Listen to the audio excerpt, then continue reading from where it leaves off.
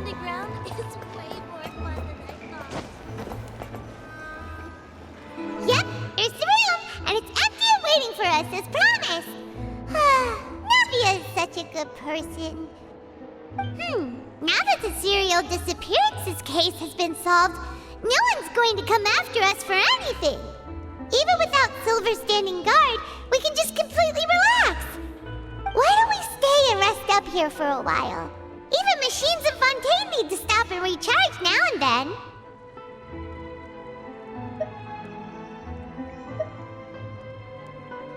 Oh, come on! This place isn't that bad. Besides, how often do we get to stay in an actual base? Oh, fine.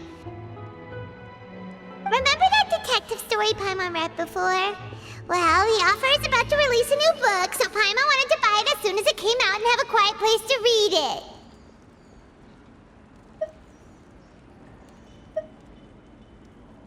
Yippee! Then it's agreed. Come on, let's get some sleep. We'll need to be up first thing in the morning to get in line and buy a copy.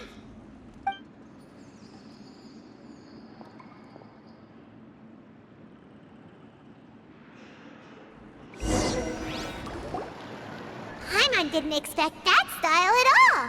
Even though it's a detective novel, it's also like a social documentary. Whew, it's actually pretty good.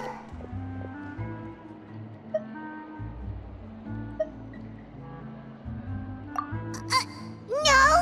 Paimon just spends a bit more time sleeping than you, that's all. Excuse me, but do you know if the Traveler and Paimon are lodging here? Huh? Who are you? Paimon doesn't recall seeing you before.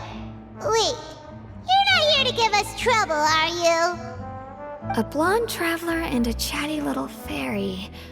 Whew, looks like I found the place. Good thing I asked the Spina di Rosula. Seems they sent me the right way. Hey, what do you mean by chatty? Paimon's always careful not to talk too much. Most of the time, anyway. It's an honor to meet you both. I was sent from the Palais Mermonia. Monsieur Nourilette wishes to see you. It seems he has something important to discuss in person. Nourilette? He wants to see us again already? Huh. We talked so much the last time we met. Has something happened since then? I am not privy to the details. It would be best if you came to the Palais Mermonia and asked Monsieur Nourilette in person. If you say so, but Paimon has a bad feeling about this. Now that I've delivered the message, I'll take my leave. Thanks! We haven't left the room for a few days, so we'll head over once we've freshened up a bit.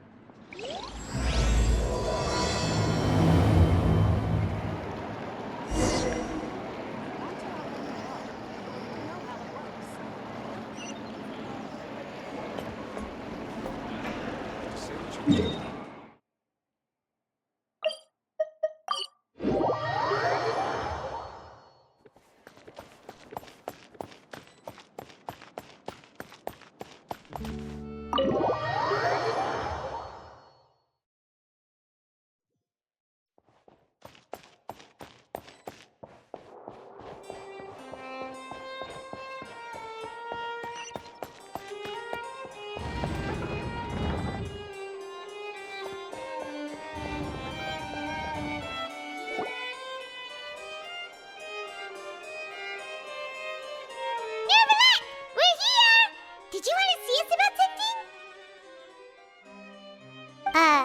Huh? Why were you just standing there? You daydreaming or thinking something over? Yes, I did send someone to fetch you. But as for what I'd like to discuss next, well, I still have some reservations. Given that we've already made the trip here, you should just tell us. Bet you need us to help you with something, right? I do indeed have something I'd like to ask you to do. However, you should wait until after I tell you the details, then decide for yourselves whether you'd like to help or not.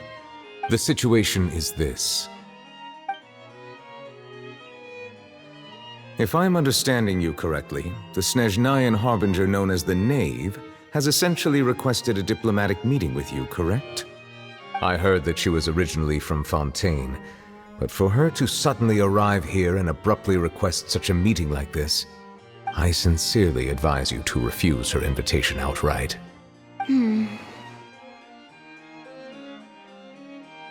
I'm sure you're aware that her purpose is most likely related to Child's recent predicament. We convicted one of the Snezhnayan harbingers in a court of law, but we have yet to provide any form of detailed report on the matter. This does indeed provide an opportunity for Snezhnaya to put pressure on us. I believe we should adopt an evasive stance until we can provide a proper explanation and have a preliminary plan on how to deal with the matter. No, we shouldn't. I think we should agree to the meeting. Oh? Well, you see, we are the ones that owe an explanation. If we keep putting off the meeting, it could easily result in the problem escalating, right? It's like a fight between two friends. If they don't agree to see each other and talk in person, isn't it possible that the friendship could end entirely?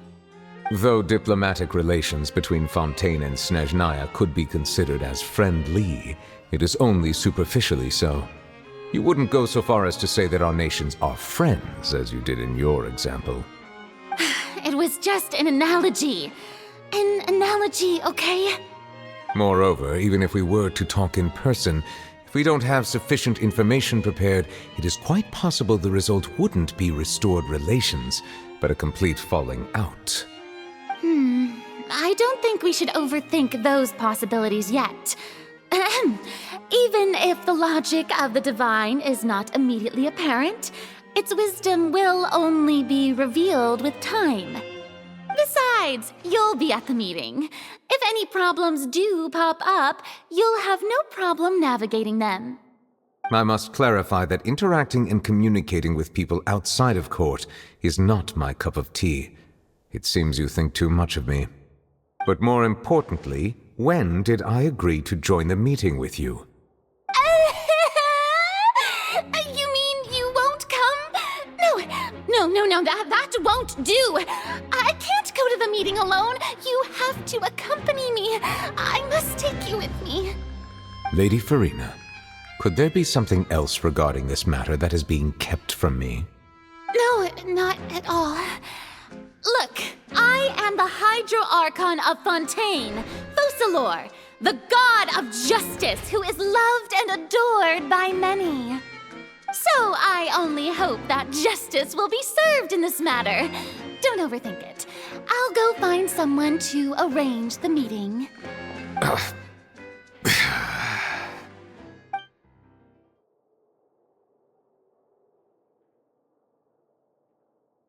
Though it could officially be considered a diplomatic conference, I prefer to see our meeting today as an ordinary tea party. I assume you see it the same way, Miss Farina?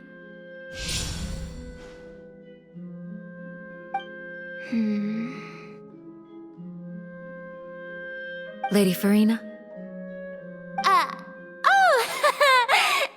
Yes, that's right. Just like you said, a tea party. I should thank you for providing the pastries. They look delectable.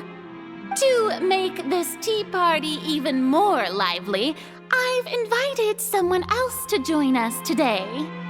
It's a pleasure to meet you, Monsieur Neuvillette. I was born in Fontaine, so naturally, there's no need to introduce the nation's revered Eudex to me. Hello. The pleasure is also mine. First, I would like to thank the two of you. I'm often away on business outside of Fontaine, and I'm told that the children of the House of the Hearth have been well taken care of by you. Oh, I'm not referring to when my children, Linny and Lynette, were falsely accused by you. Please don't misunderstand. The children of the House of the Hearth are often misunderstood, perhaps due to the reputation of the Fatui. There's no getting around that. All I meant to say is that Fontaine has been stable in recent years. The people are well off and the children lead happy, fulfilled lives. That is something truly worth cherishing. and no one wishes to disrupt such peace. Now then, you have come regarding the matter of child, correct? Well, yes. It appears the ever-busy Iudex Nuvilette doesn't wish to waste time with diplomatic pleasantries, and hopes that we can get straight to the point of our talk. Yes, as you surmised, understanding Child's situation is indeed one of the goals of this trip. As we are both diplomats from Snezhnaya as well as Fatui Harbingers, Child and I have always been colleagues. Were anything to happen in Fontaine, each of us would serve as the other's attorney to resolve the issue. So now, in my capacity as his attorney, I request that Child be turned over to Snezhnaya. We have a responsibility to cooperate with Fontaine and resolve what has happened to him together. The rules governing attorneys only apply before a trial has concluded. Since a verdict has already been rendered, we see the case as settled. I apologize for being unable to grant your request. An outright refusal. Very well. I respect all the rules of Fontaine's courts, just as I respect you as Chief Justice. Okay, why don't we back up a step? You don't need to transfer Child to us. I only request to enter the fortress of Meropide to see Child and confirm his condition. It's not like you couldn't even manage to fulfill a simple request like that. Right, Miss Farina? About that. The fortress of Meropide has always been completely autonomous. Even we have no authority to interfere there, and diplomatic issues do not suffice as an excuse. However, if you absolutely must confirm the situation of the Harbinger, I have a proposal.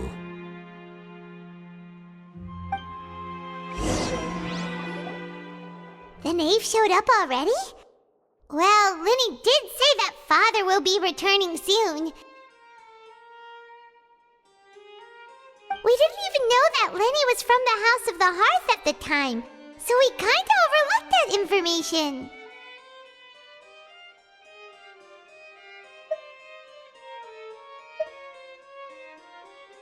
Yes, thank you for your kind advice.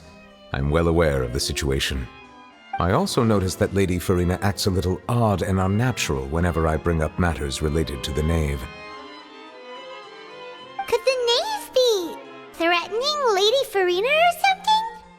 If that were the case, then why wouldn't Lady Farina inform me? And what means could the knave possibly have to twist the arm of an Archon? So maybe that's not very likely. Even though Farina can act a little weird at times, she's still an Archon. In reality, this problem is even more thorny than it appears. According to reports from the fortress of Meropide, Child recently disappeared under mysterious circumstances. The details are still unclear. We cannot rule out an escape, but there have also been no reports of him outside of the fortress of Meropide. Special guards oversee the fortress, and its internal systems are extensive. Combined with the special characteristics of the surrounding terrain, an escape should not be possible. I suspect that there's something else behind Child's disappearance. I was only willing to share this information with you because you are friends of Child, and it is my duty to see justice done. So this is what you wanted to see us about before. Yes. I would like you to go to the fortress of Meropide and investigate Child's disappearance. This was my proposal during our meeting with the knave. Rather than allowing her to intervene, I offered to send someone to find out about Child's situation and report back to her in detail. The knave did not seem satisfied by my proposal, but she still agreed to go along with it for the time being. Her words were, "We will talk more once we have that report." So that means we bought ourselves some time.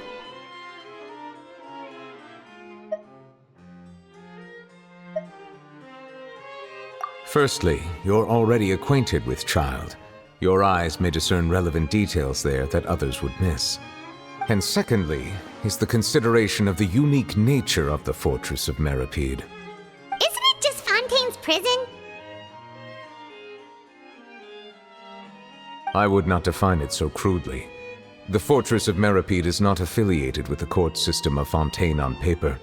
It has always existed as an autonomous entity. Early in Fontaine's history, criminals were punished with exile, not imprisonment. Even today, sentences against convicted criminals still include exile, just as before. The fortress of Meropide may seem like a prison, but it should in fact be regarded as a gathering place for exiles. All we do is dispatch guards to keep watch and help maintain security, but we have no right to get involved with any other matters. Although I do have a personal relationship with the administrator there, neither myself nor the courts have the right to be directly involved with the investigation, no matter how serious the grounds. Oh, Paimon gets it now. That's why you need us to conduct our own investigation as a third party, right? Correct. I will arrange false charges against you so that you may secretly investigate inside the fortress during your detention. This will save us a lot of unnecessary trouble. So, are you two willing to accept my proposal?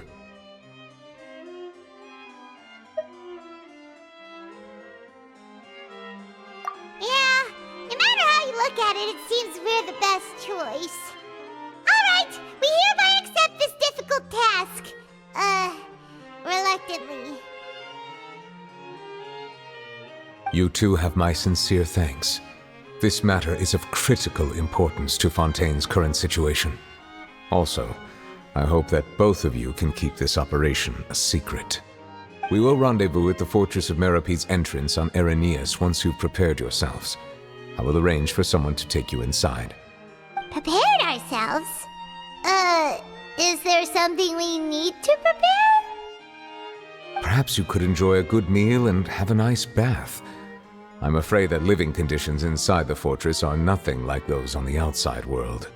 Oh, right! Even though we'll be there on trumped-up charges, we'll be in prison for real. On second thought, is it too late to back out?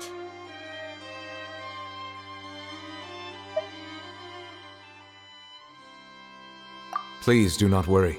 Since you are sacrificing both your time and quality of life for the sake of delivering this report, you will be compensated according to the highest standards permitted to legal staff, regardless of the outcome. Now that's more like it! Come on, traveler, let's go eat the best meal we can find! We'll eat so much that we won't need to eat another meal for a whole month! You're a treat! Are you leaving now? In that case, please take this cake as a token of my personal gratitude.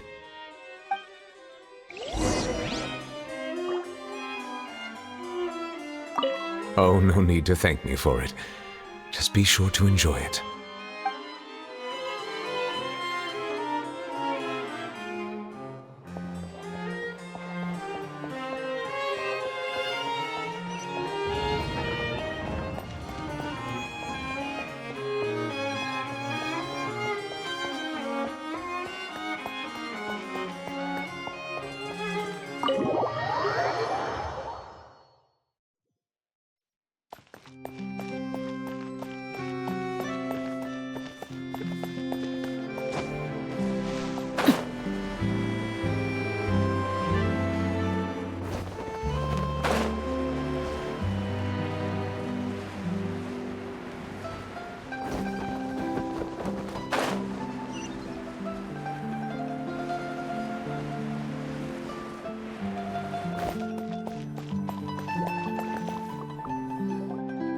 Paimon will have that, and that. Oh, and one of those too. No Fonta, thank you.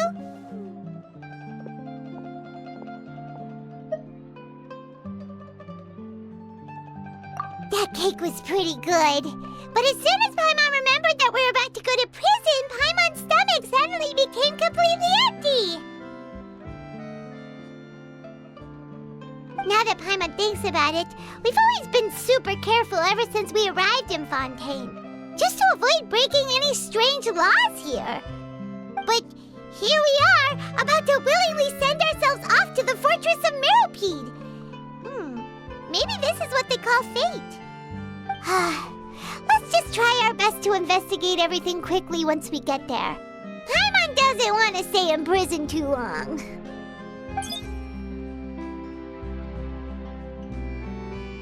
Oh, what is that I hear? Is it the taste of a breaking story? Hey! You can't hear a taste! And what are you doing here, Charlotte? Oh, don't remind me. I invited an eyewitness to a case to eat here, and I was planning to get some great material out of him. But he didn't even show up. Calm down, calm down. This is nothing new. As a journalist, you should be used to this by now. As long as you can score some juicy tidbits from the traveler, you might still be able to recover the cost of the meal. You know we can still hear you, Charlotte. Never mind. It's nothing.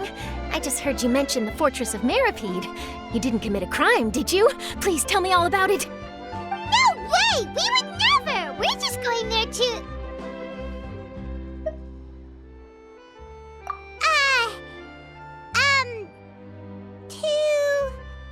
Oh no, Paimon almost forgot that Neverlet told us to keep it a secret!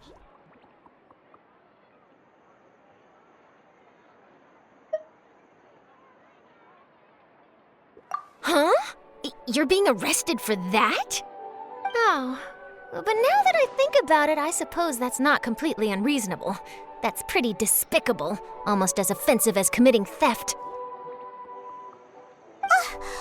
You mean Paimon really did something that serious?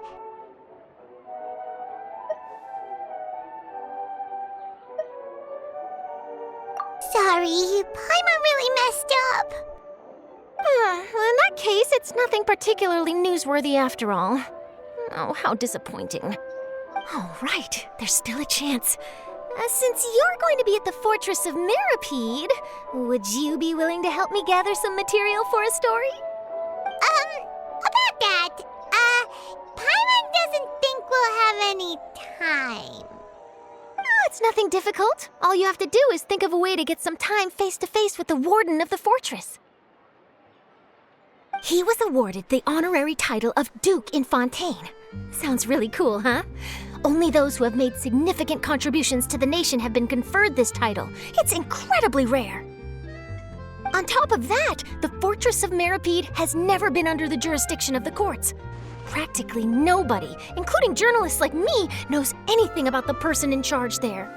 Oh, if I could write an exclusive article about him, I bet it would sell a boatload of papers. You make it sound easy, but it really depends.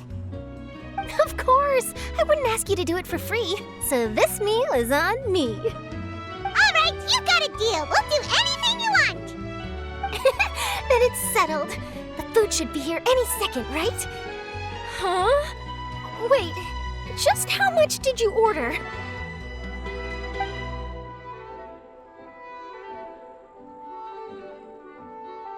Oh, Paimon's so full. Well, guess we have nothing to regret now, so let's get going. Wait. Paimon just said something really ominous, didn't she? I had no idea you could eat so much. That didn't go according to plan. Please, please, don't forget about the material for my news article.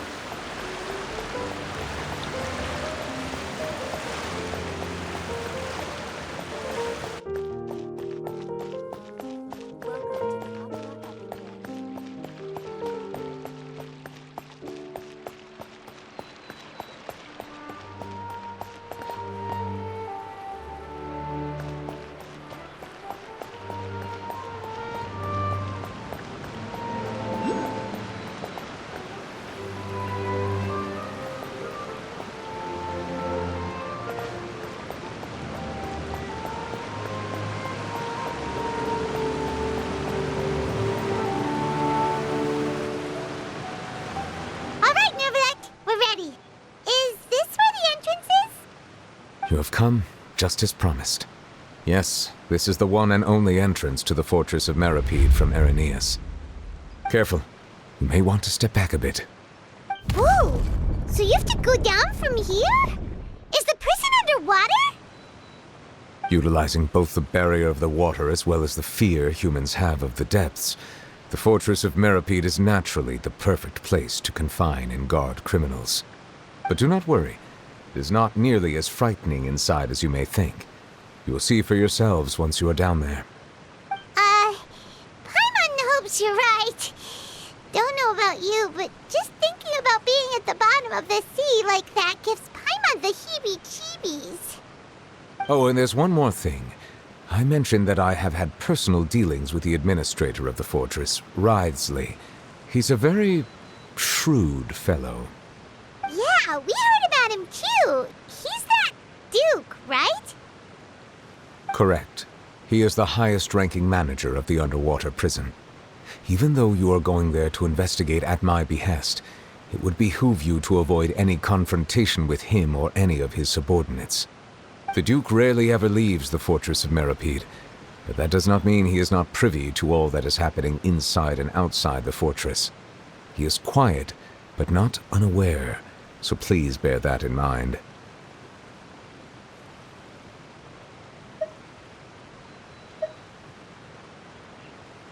All right, that's about all the time that we have to talk privately.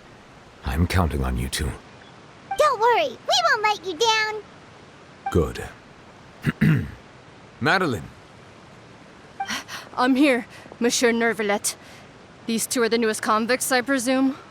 Don't worry, they won't escape on my watch. Like we would try. Please follow me, you two. I'll process your paperwork for entering the fortress of Meropide.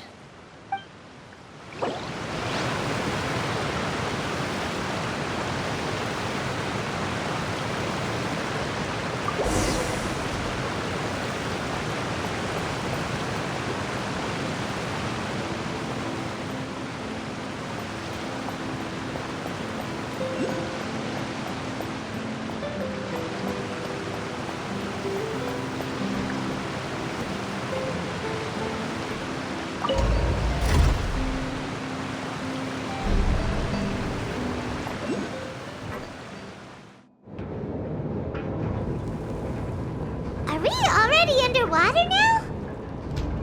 Huh. So this is what it feels like to be a criminal in Fontaine. You two seem to be taking this pretty well. It's rare to see convicts in such a good mood.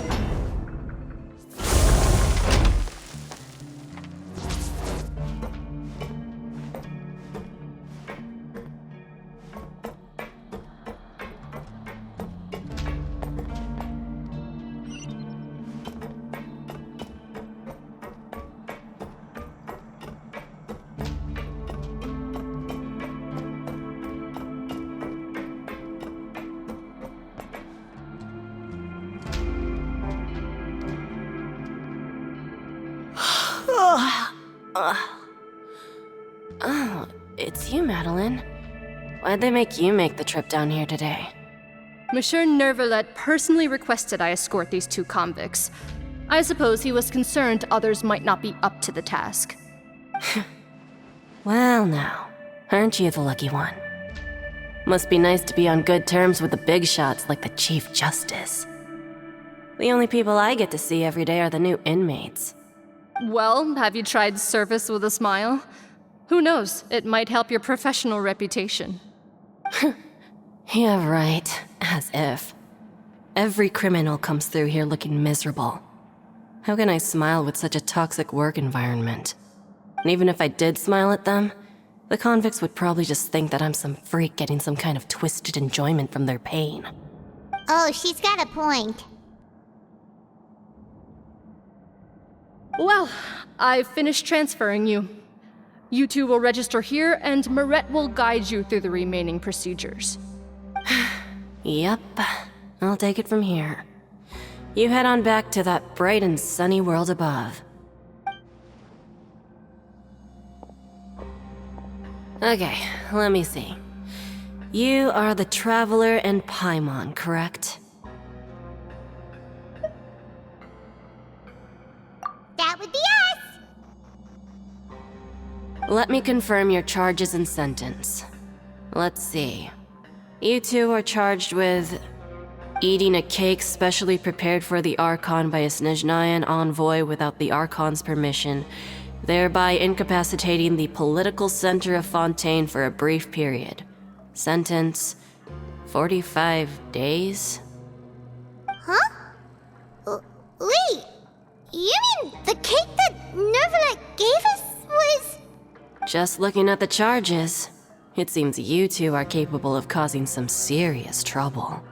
And considering how fond Lady Furina is of sweets, this crime is tantamount to trying to assassinate the Hydro Archon herself.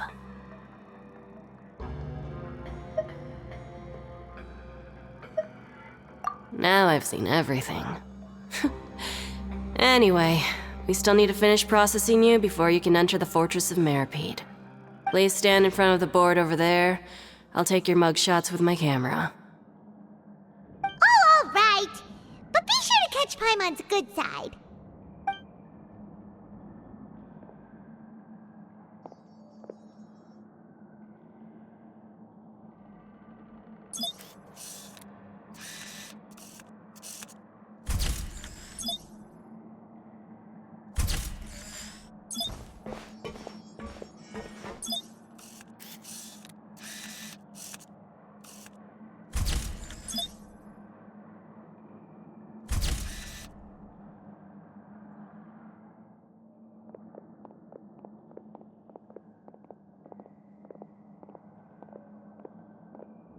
And we're done. Thank you for your cooperation. Next, someone will be along to guide you inside the fortress. Please be sure to cherish this opportunity for rebirth. Huh? Rebirth? Isn't that a little much? We're only gonna be here for 45 days! You two are the new inmates, right? Follow me. Oh, okay! Paimon is Paimon and this is the Traveler! Save it. Not like I'll remember your names. Move it.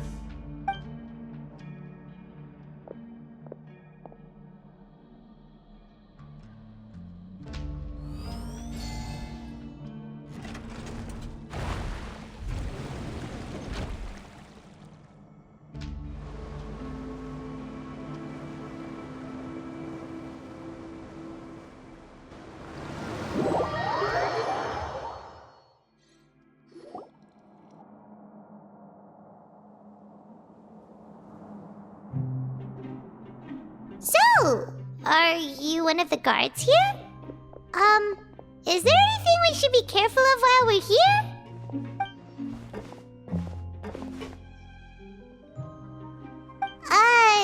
Did Paimon already ask something she wasn't supposed to? Why should I tell you anything? What's in it for me?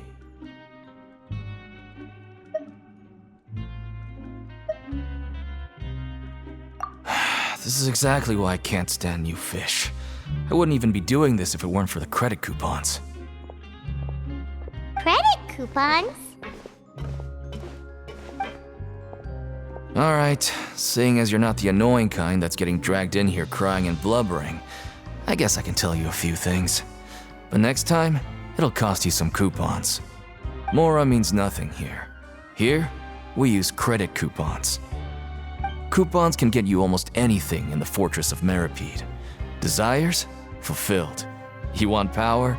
No problem. Coupons can even change fate itself. So, credit coupons are a currency that can only be used here? It's not as simple as that. Like Moret said, everyone gets a chance at rebirth. No matter how much money or power you had before, it means nothing once you set foot inside the Fortress of Meropide. You have to start over and earn your coupons. Everyone starts from the same place, and you have a chance at a new, less terrible life. I guess that's the real purpose of the coupons. They symbolize true fairness and true justice.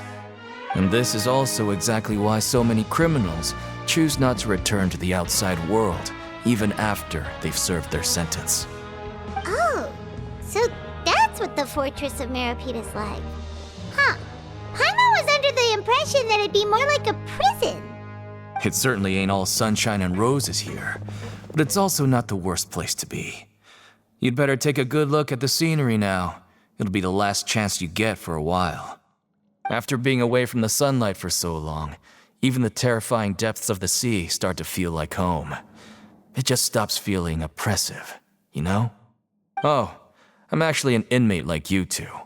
Welcoming newcomers is a job I've picked up to earn some extra coupons.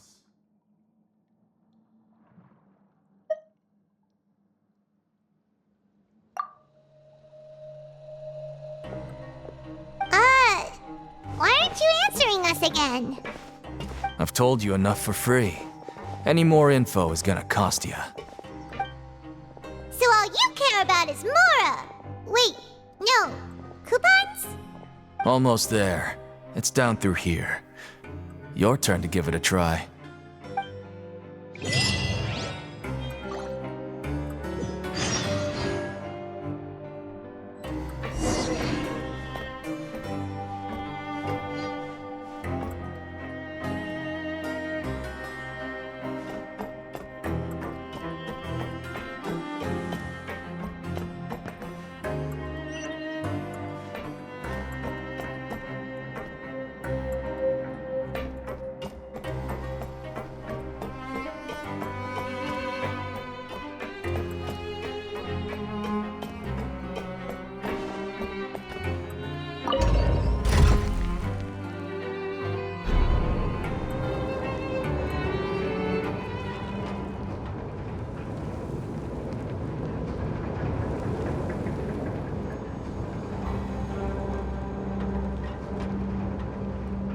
What could the children be up to?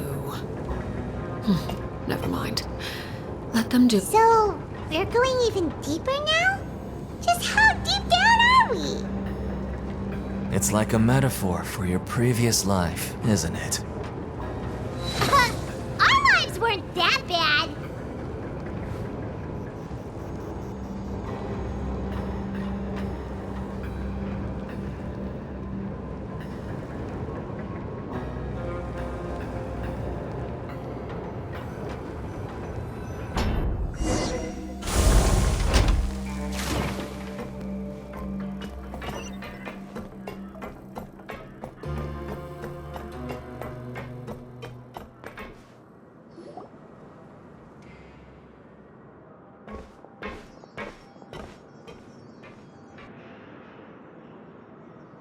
So this is the actual entrance to the Fortress of Meropide? Huh. It looks like there are other new arrivals, too. Oh, they sure don't look happy. Maybe we look too relaxed for fresh convicts.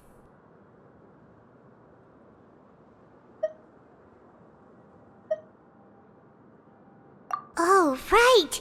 We're on someone else's territory now. We need to think of a good way to act like criminals to get by. If we're discovered, even Nervalette might not be able to rescue us.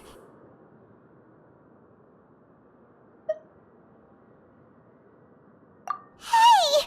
Don't scare Paimon! Oh, Paimon's not ready for all this. Look, I don't really know you, and I have no idea what kind of crime you committed, but you wouldn't have happened to anger someone important, did you? Someone important? Paimon doesn't think so. Wait, why are you suddenly trying to talk to us now? Now's not the time to worry about that. Anyway, it's over there, so you just go on over there by yourselves. I've done my job, so good luck. What was that all about? Wait a second. Are there usually so many garter mechs around here?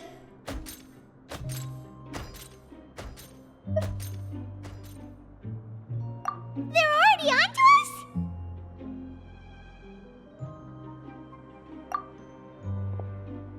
Prisoners numbers 7459 and 7560. Welcome. Oh, no need to be anxious. These Gardamex aren't here to attack you. In fact, they're here as your honor guard. When I heard that you were friends of Monsieur Nervalette, I had the Gardamex come and wait in formation. Wait!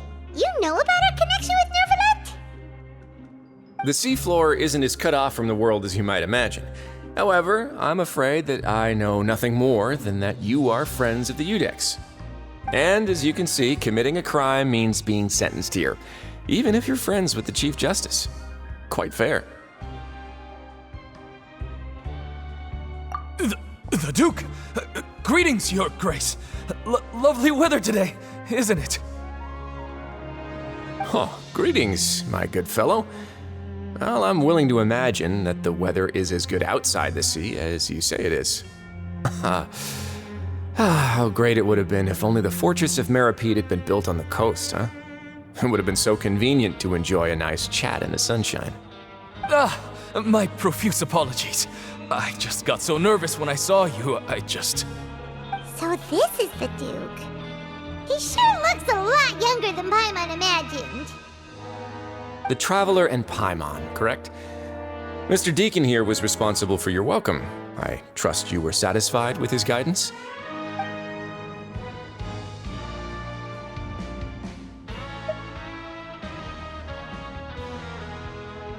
Outstanding! Well, Deacon, I recall we discussed fate during our last work meeting, I believe that fate will reward all those who take every aspect of their work in life seriously. When you return to your bunk, you'll find the guards have issued some extra credit coupons to you. Oh, thank you. Thank you, Your Grace. Oh, and you too. I can't believe you gave me such praise. If you need anything in the future, anything, please, come find me anytime. No credit coupons necessary. Well, I believe that concludes the introductions. We've already taken enough time here. Deacon, if you would. Yes, Your Grace. I'll take my leave now.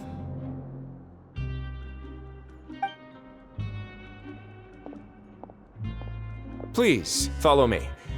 To make you feel more welcome, I'll show you around the various facilities of the Fortress of Meropide. I hope it'll help you adjust to life here. He's going to personally give us a cure? Huh. Paimon can't figure out what this guy's thinking at all.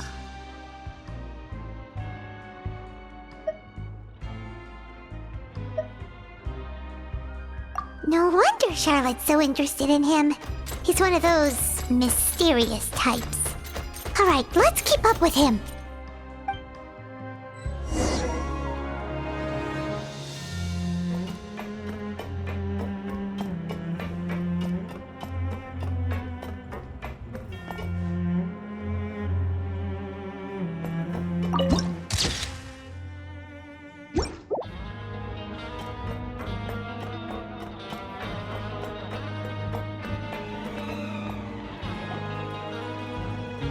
There's no need to be so reserved.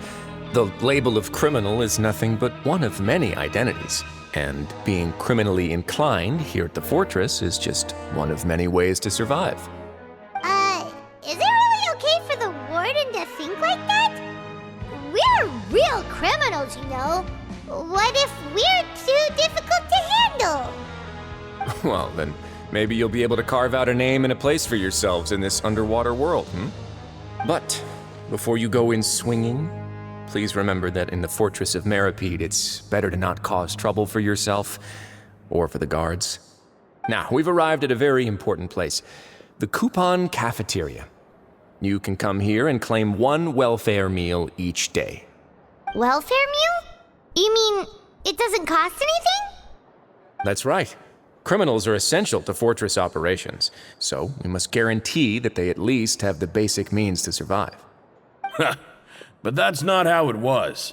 Back in the day, it cost you credit coupons just to get a cup of water here. For fish like you who just arrived with nothing, you'd have to go to work hungry until you earned enough coupons to eat.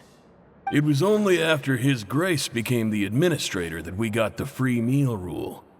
Now everyone gets a square meal every day, even no-good slackers who've never picked up a wrench in their whole lives.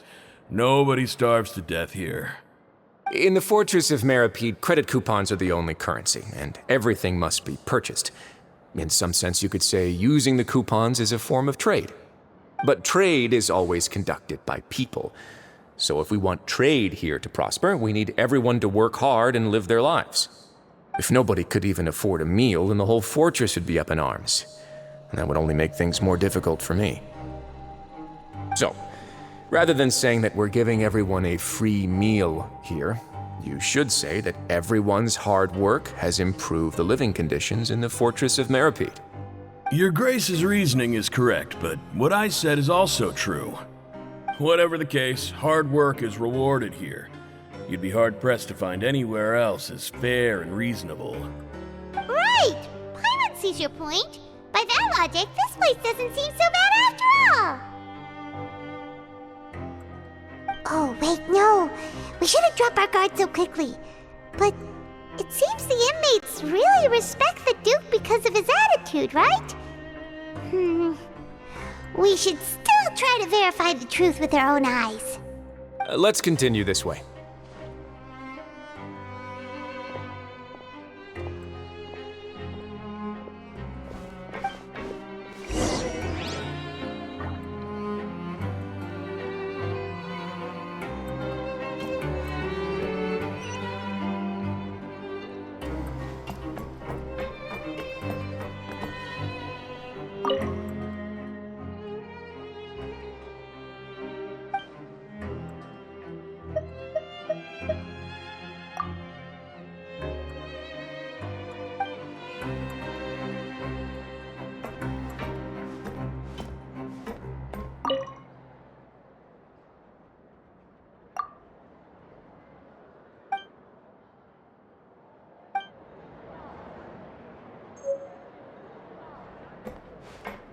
Grab yourself a welfare meal.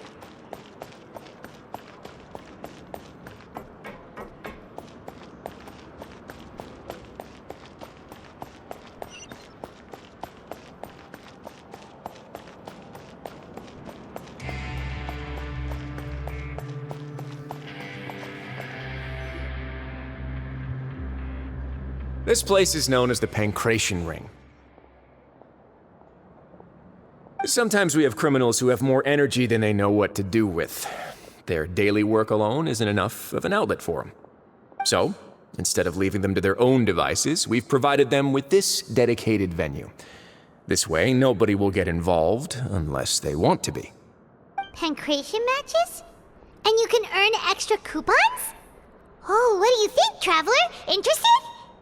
But I must warn you that your sentence will be extended if you fail to restrain yourself and end up seriously injuring or killing your opponent.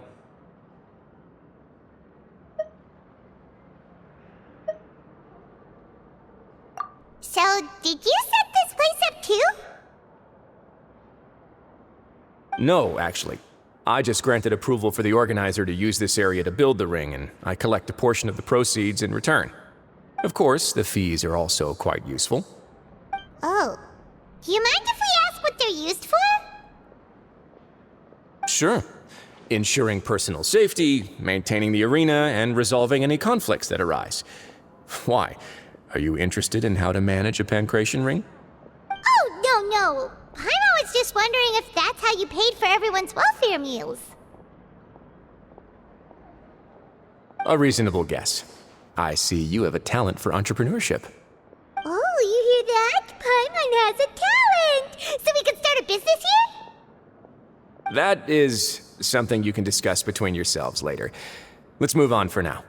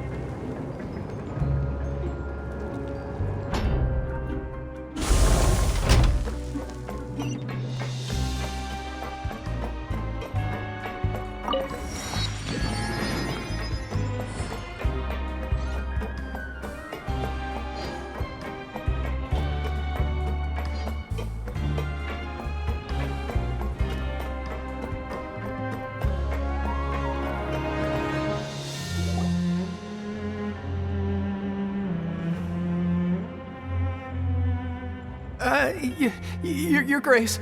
Good morning. I mean, good afternoon. No, wait, what time is it again? What time indeed? Time waits for no one, so it's best to keep an eye on it. My apologies, Your Grace. Jeez, that guy's so nervous he almost forgot to breathe. Sorry, forgive my manners. These are the dormitories, which is where inmates sleep. The guards will inform you where your bunk is later. In the Fortress of Meropide, criminals usually spend most of their time in either the production zone or the sleeping areas. The production zone? What does it produce? Is that where we'll be working? Not necessarily. Though working in the production zone is the most reliable way to earn credit coupons, if you have other skills, you can skip your shifts to earn them in other ways. Wow. Wait, you're the manager of this place, and you're just telling us to our faces that it's okay to skip work? The fact that the Fortress of Meropide has continued operating completely autonomously is proof enough that most people are willing to work honestly and earn a stable income. As for what we produce, many of the clockwork machines seen all over Fontaine originate from our workshop. Therefore, the Fortress of Meropide is not only a place where criminals serve their sentences, but also a giant machine factory. There's no need for me to get into specifics about the production process now. You'll experience it all firsthand when you report for work tomorrow.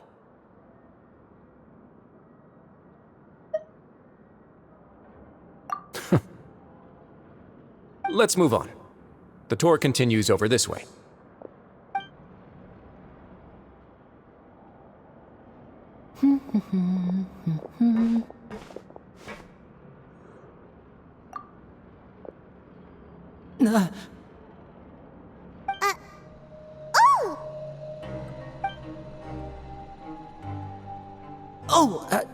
You really scared me there. I didn't expect to see you here, Your Grace. I thought maybe I was so tired from work that I was starting to see things. The only thing you should be seeing is the work in front of you. Stay focused and keep up the pace. Oh? Is something the matter? It's nothing. Paimon's just worried about how hard we'll have to work tomorrow.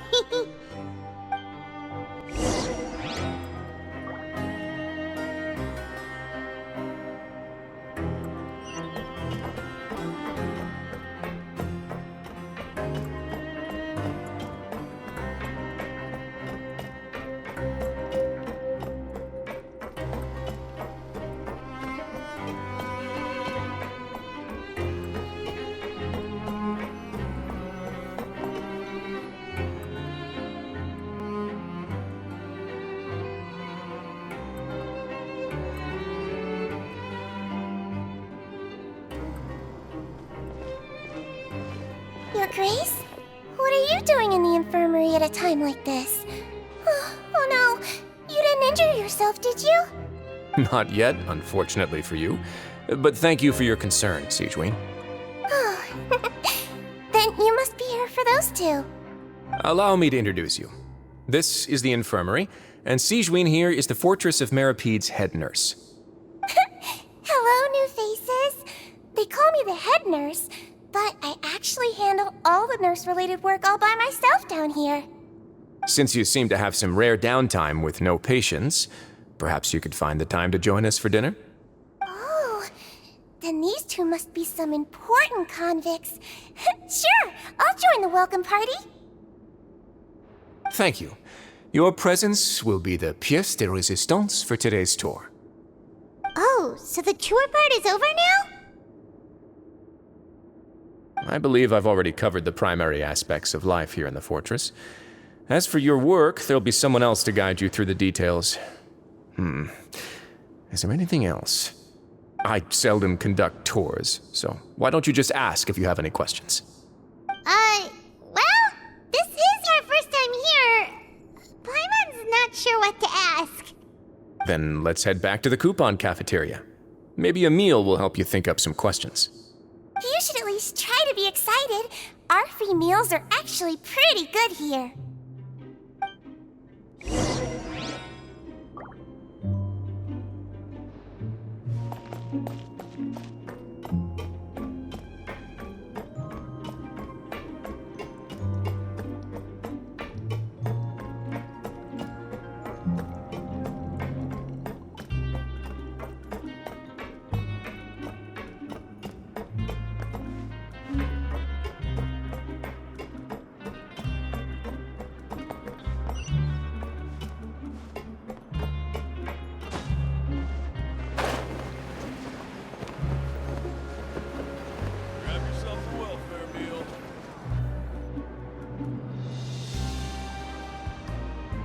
What do you think of the food? Does it meet your expectations? Wow, it looks delicious! Neverlet made it sound like living conditions in the Fortress of Meropide wasn't very good. Who would have guessed that criminals get to eat tasty food like this every day?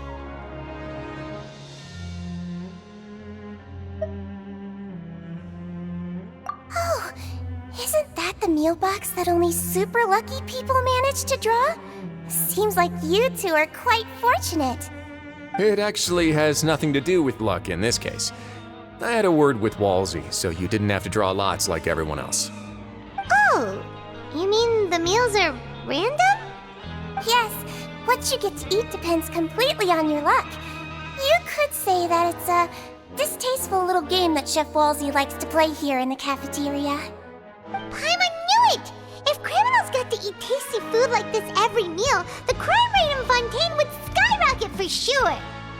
Excuse me, did I hear you mention Nervylette just now? I've been wondering how he's doing. Is he busy with work? Has he been taking care of his health? He seems healthy no matter how you look at him, but he works so hard all the time, so it must be really tiring. Sounds like he hasn't changed a bit. Looks like you can stop worrying so much, Sigewinne. Oh, that's good. But I still feel like it's been too long since I've heard any news about him.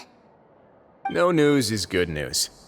Maybe next time I've got something to discuss with him, I can invite you to accompany us. But isn't the Fortress of Meropide independent from Fontaine's court system?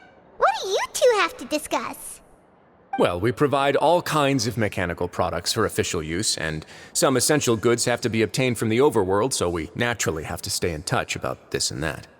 Monsieur Nervylette's character is unimpeachable. No matter the question, you can discuss it openly and freely with him. Talking with him feels quite effortless. In light of that, I am quite willing to go out of my way to show respect and accommodate him. In fact, right now, I'm treating you two as guests invited by Monsieur Nervylette. But unfortunately, I can only do so until the end of this meal. After this, you two will just be inmates here.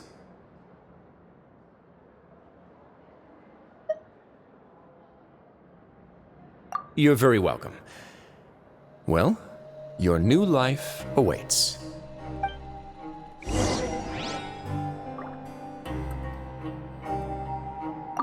Are you finished eating? Then I recommend that you return to the dormitories and rest. You have work to do tomorrow. Perhaps you were hoping to ask for some special privileges? Sorry, you'll have to use credit coupons like everyone else. It's not as comfy here as you might imagine.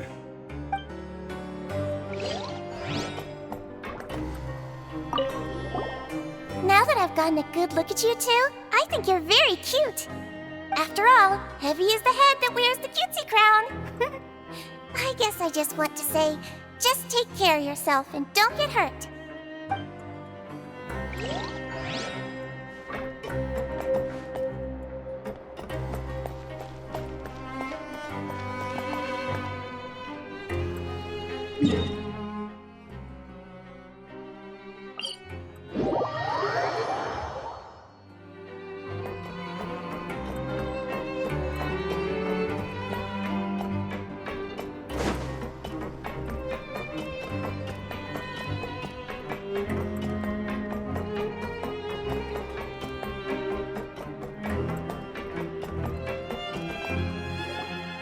Traveler and Paimon, right? Listen up. As new inmates, the only thing you need to worry about is what to do and when to do it. Don't make any extra trouble for yourself. Your bunks are right over there. Follow me.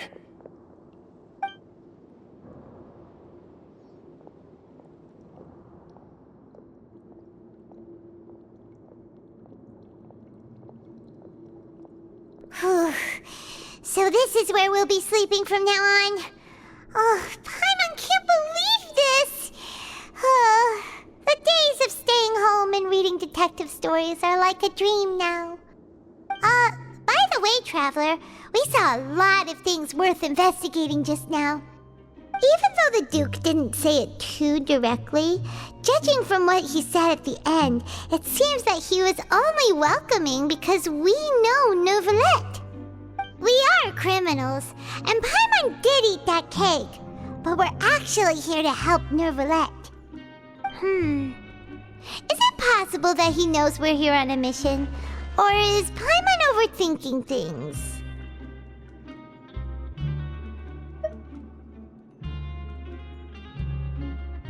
Yeah, Paimon thinks so too. He probably knew why we came here from the very beginning and intentionally wanted to send us a message. Maybe something like, "Hey, I have my eyes on you, so don't try anything funny."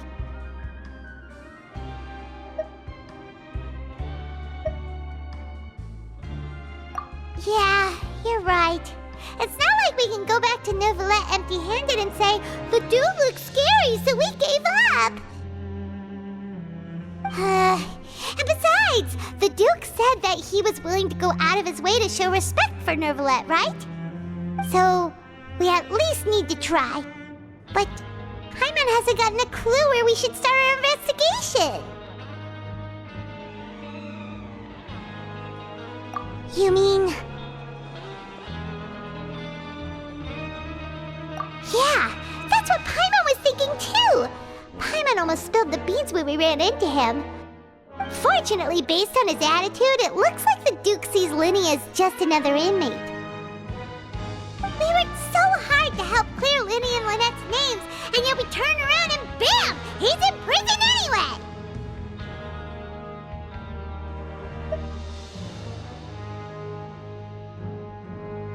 Oh, right! Linny and Lynette are from the House of the Hearth. They work for the Knave, so they could be here to investigate too!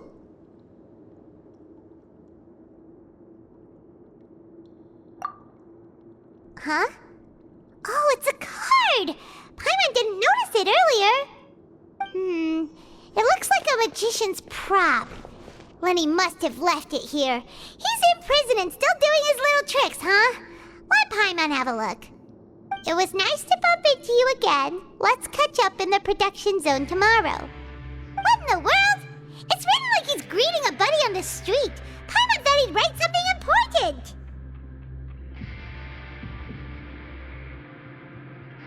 If you say so, we can ask him what's going on tomorrow. Let's get some rest now.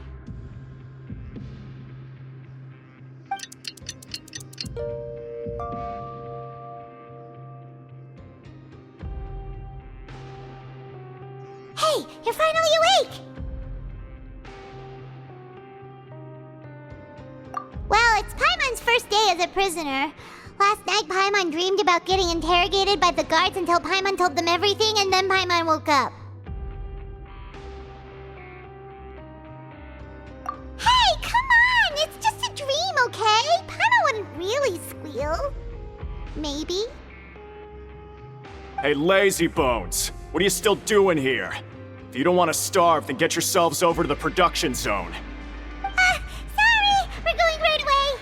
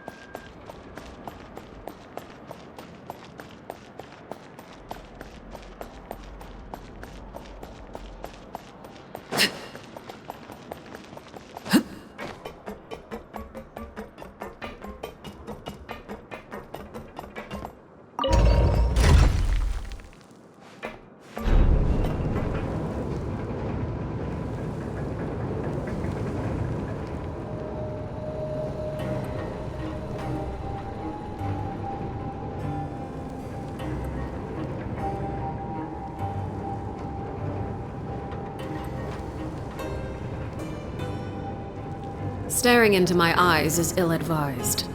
I can't promise you'll like what you see.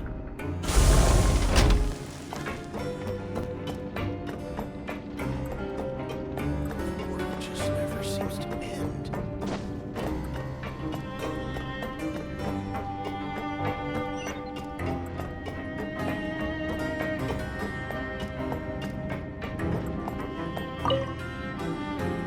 Ah, you must be the catch of the day.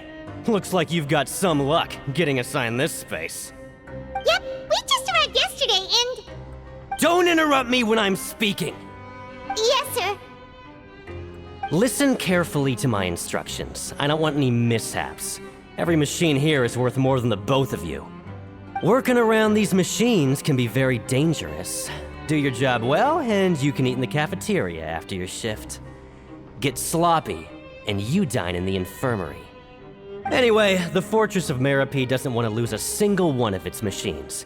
And it also doesn't want to waste the production potential of any inmate. You got that? Got it. Your job is to use the machine over there to process widgets. Watch carefully, and make sure you step on the pedal at the right time. If the machine gets jammed, then give it a little maintenance with your fist. Here, take this. Bring me the processed widgets, and I'll give you some credit coupons in exchange.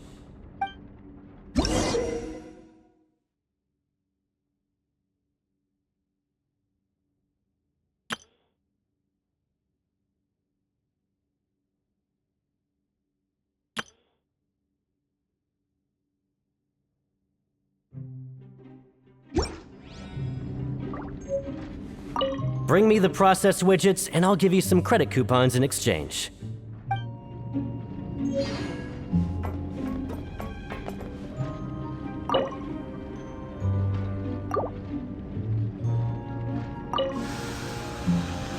So if the machine gets jammed, you just need to attack it to fix the problem.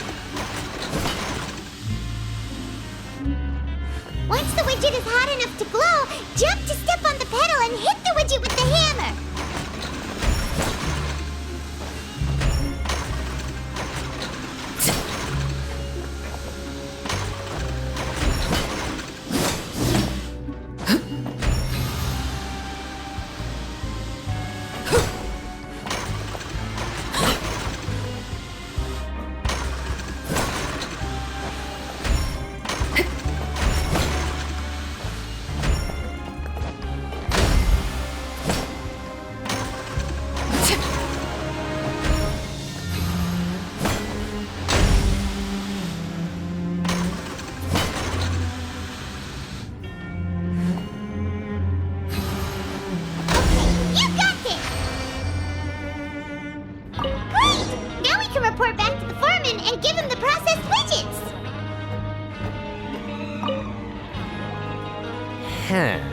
This one is tolerable. Though since the processing is done by machine, the product is all pretty much the same anyway. Alright, I'll pass you for now. And we'll count up how many credit coupons you've earned.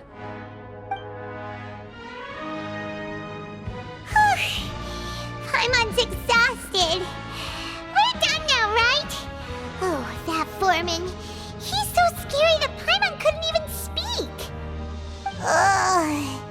Even though Paimon's starving and wants to head straight to the coupon cafeteria, we still need to meet Lenny first, right? He probably just finished up his work, too. He should be around here somewhere.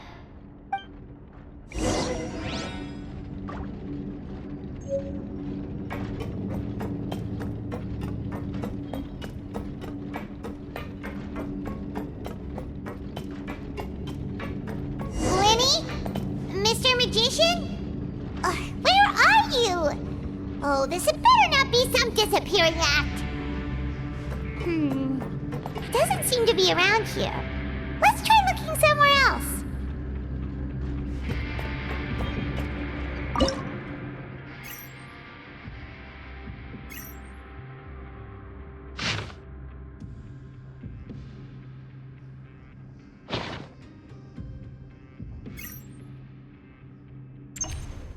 What could the children be up to? Never mind. Let them do as they please.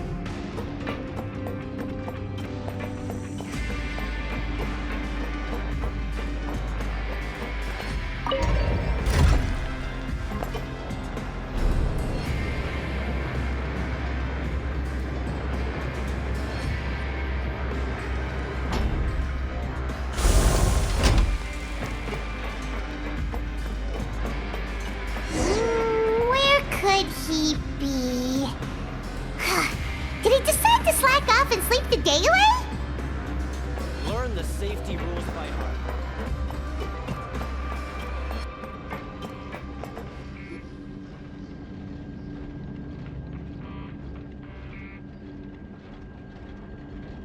Hey, over here. Oh, you scared Paimon! How did you appear out of nowhere like that? Oh, you scare so easily now? Is there something worrying you these days? You little... The only thing we're worried about was trying to find you. Sorry. Come over here and keep it down.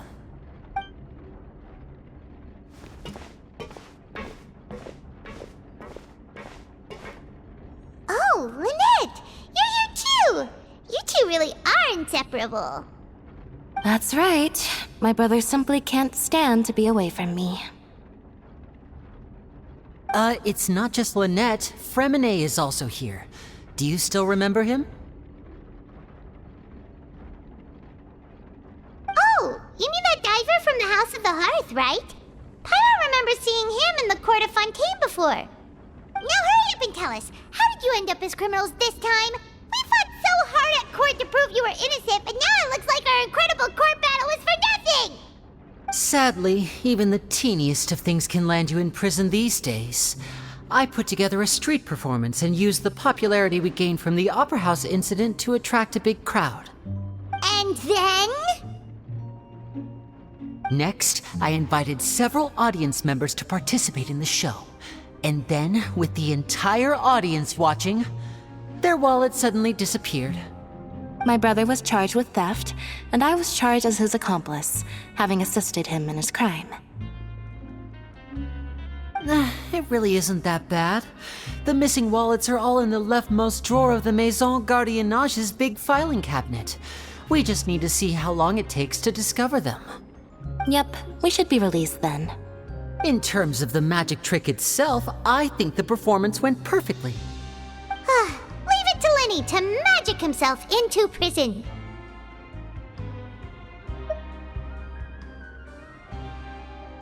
Indeed. Last time I hid my identity from you, I promised that I'd tell you absolutely everything if you were angry about it.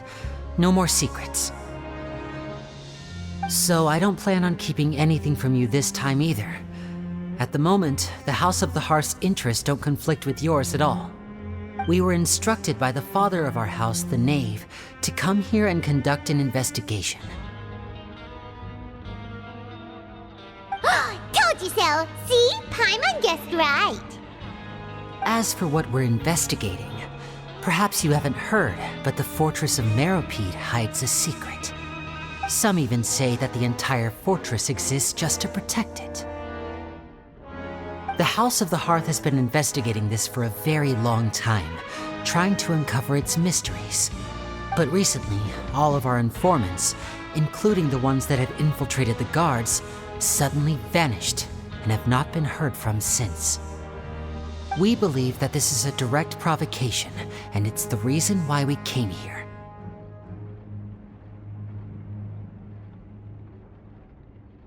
Father has somehow managed to confirm that Focalors does not have Fontaine's gnosis.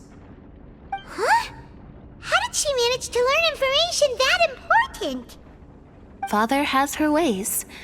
Many of them are beyond our imagination, and we've never had the chance to see her at work. But we trust her conclusions.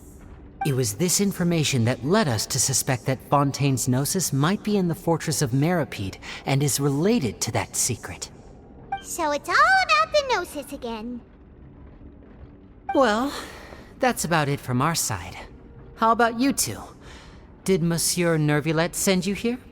Bingo! The Knave has been applying a lot of pressure. She wants to know what happened to Child, so we came here to investigate. Traveler, are we allowed to tell them?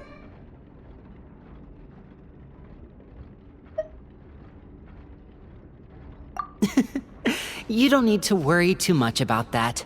She's just asking for a report on Master Child's predicament as a means of pressuring you.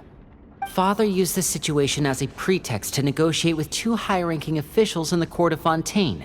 She actually just wants to be able to make concessions on this matter for gains elsewhere, almost like a bargaining chip. Sometimes you need an excuse to do things you otherwise couldn't. And a harbinger is more valuable than you might imagine. Of course, it's not a complete farce. If we do manage to find out what happened to Master Child 2, then diplomatic relations with Fontaine could improve, and Snezhnaya might even be able to adjust its stance a bit. Is it just Paimon, or does it feel like we're the only ones who actually care about Child's situation? The relationship between the Harbingers must be as bad as ever. I wouldn't go that far. Father just has different standards than we do when it comes to what can be sacrificed for an advantage. By the way, I have a suggestion. Why don't we team up? Even though we have different objectives, we're both here to investigate the fortress of Meropide. It would be more efficient for us to work together. As you know, the House of the Hearth has many reasons to seek the Gnosis, but our highest priority remains resolving the prophesized crisis. You can trust us on that.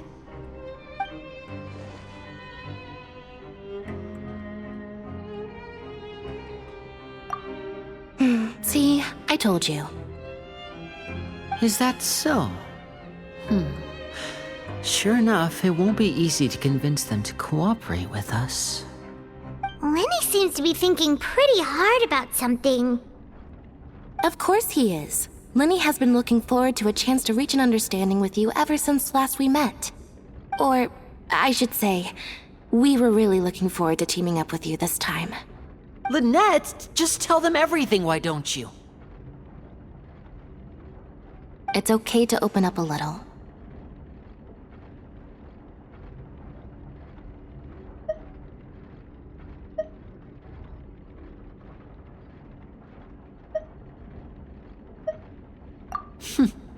Very prudent of you, and consistent with your behavior since we first met. That's reasonable enough, and I agreed to cooperate on these terms as well. I was prepared for the worst, but you were actually more agreeable than I anticipated. All right then, there's no time to lose. I have some information to share, so listen carefully. Since Lynette and I arrived here, our investigation uncovered the fact that the Fortress of Meropide has a forbidden zone. Most people just clammed up and wouldn't talk, but after asking the right questions, we were able to confirm the existence of the Forbidden Zone from the guards. You should be aware of that while you're investigating. A forbidden zone? Could that be where Child disappeared to? You're right, we'll definitely keep that in mind. Good. That's the most suspicious thing about the fortress that we know of so far. We have a few other unanswered questions, and we'll be investigating those as quickly as we can. Anyway, I hope you find our information useful at least. Oh, look at the time. You two must be hungry. You should go to the coupon cafeteria and get something to eat. I'll use my cards to get in touch with you again in the future. Oh, that's just what Paimon wanted to hear! Paimon's starving after all that work today. We can talk more about the investigation later. Let's go get some grub!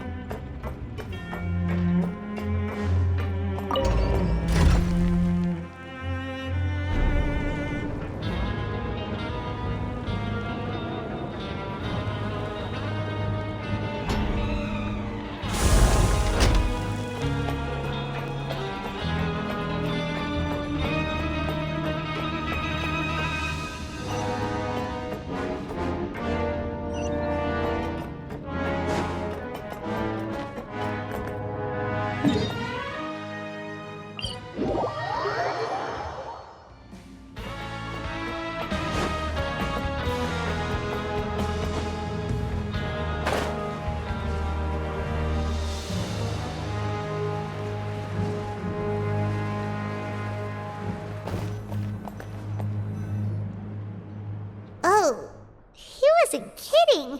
Today's meal is nowhere near as good as last time. Oh, who knows how long it'll be until we're lucky enough to get that super tasty meal again?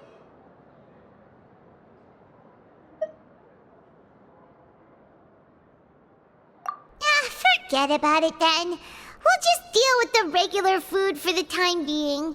Let's just get out of here as soon as possible. But life here doesn't seem all that bad. Other than the foreman being kinda mean and the work being pretty tiring. You think so, mate? If I had a coupon for every fish who said that. Seems you fishies still haven't learned your lessons from your life up on the surface. If you take things at face value, then by the time you reach a dead end, you won't even know how you ended up on that road in the first place.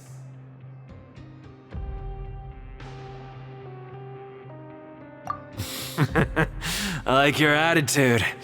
I can, let you in on a little something. Everyone's been telling you to just follow the rules and not cause any trouble for yourself. Am I right? But what they don't tell you is that the rules aren't exactly what they pretend to be. The rules for being a prisoner. The truth is, this place has a lot of hidden rules. Huh? Hidden rules? What do you mean? Not everyone knows about those rules, but whether you know them or not, once you break one, you might encounter something even worse than death.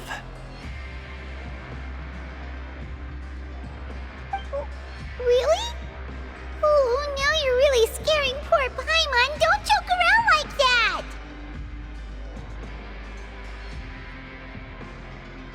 Of course. And I'd say that just disappearing would be one of the better outcomes. Oh, you mean that if there really are hidden rules, then Child's disappearance might have something to do with that? In that case, would you tell us some hidden rules? We definitely want to avoid breaking them. Come on, mate. This is valuable information.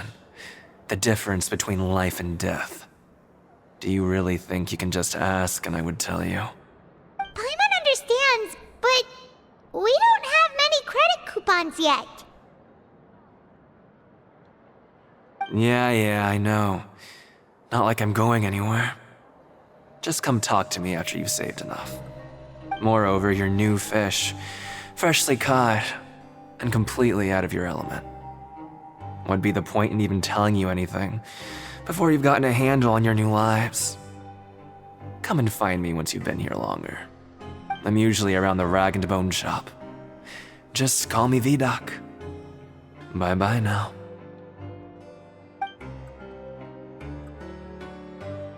He left. Just like that. Huh. Do you think he's just trying to scare us into buying fake information from him?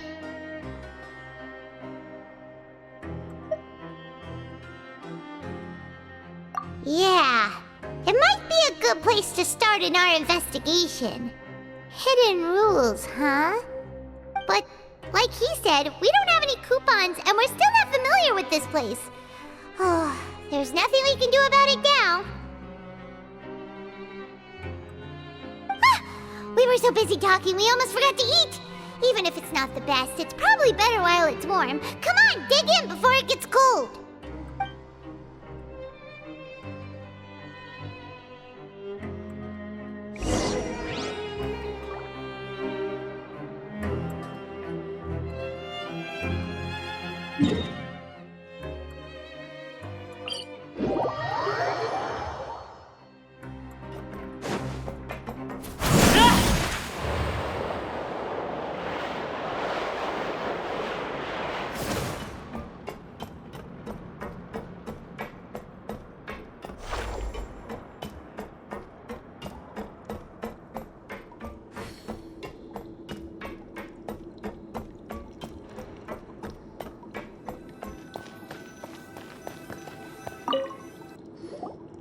So Paimon just confirmed with the guards that our shift is set for every morning, and we're free to do whatever we want all afternoon.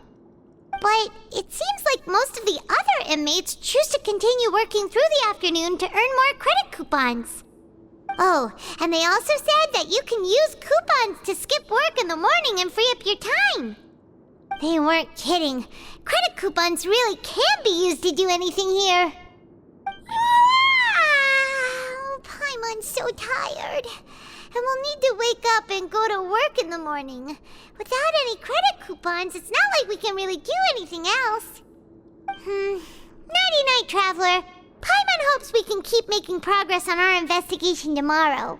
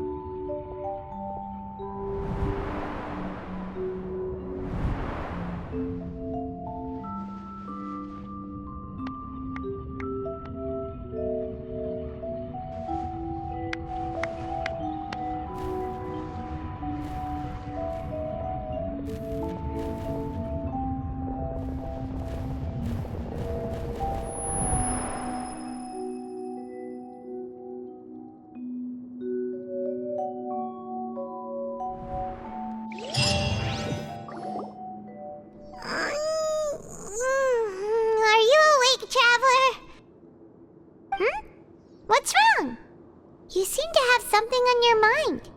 Did you dream about something last night?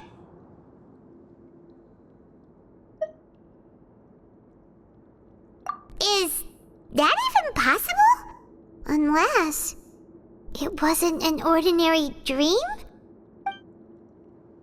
Oh, Child's vision! So you had it with you this whole time? Maybe the vision connected Child's consciousness to yours!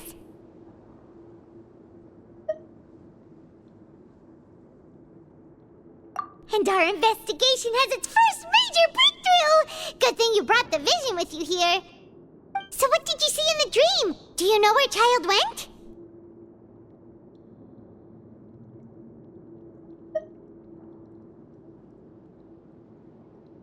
Huh. Okay.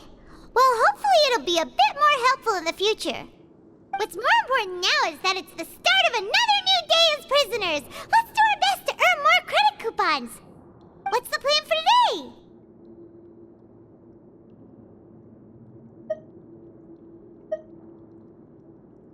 Let's go! It's time to start working. If that guard Fielding catches us skulking about, he's sure to give us an earful.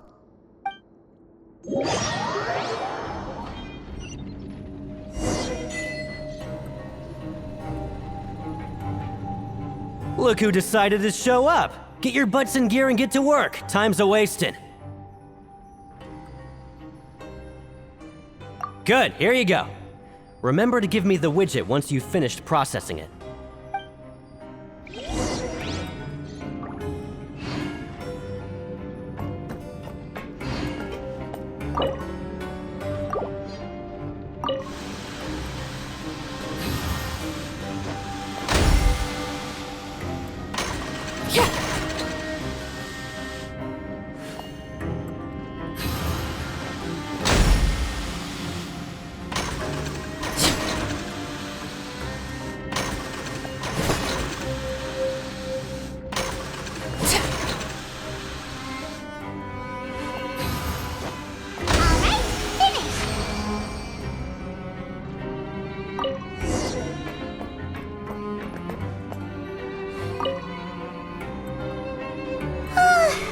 I'm on speed.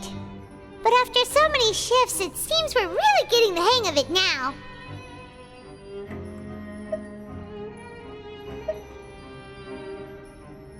Hey there, fellow shiftmates. I saw you finished your work, so I thought I'd come over and say hi. Oh, hey there! We've seen you before. Your assigned workspace is really close, isn't it? That's right. The name's Rowan. This past few days, I couldn't help but notice the new faces working nearby. I guess we were destined to meet. I've been working here for almost 15 years. Even the foreman, Grainville, always calls me Chief. Whoa, you've been working here a long time, Chief.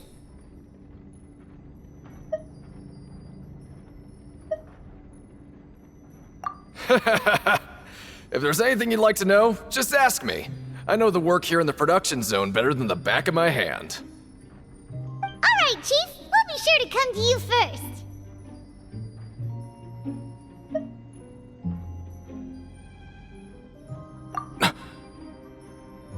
Did you just ask about the rules? Pretty sharp for newcomers. You've already heard about the rules, huh? Who'd you hear it from?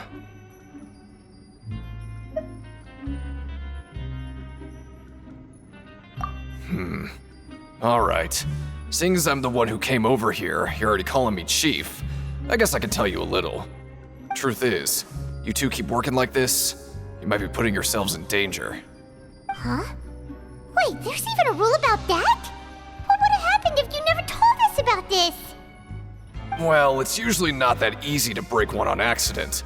The conditions of the hidden rules are usually pretty specific. But once you do break one, bad things happen.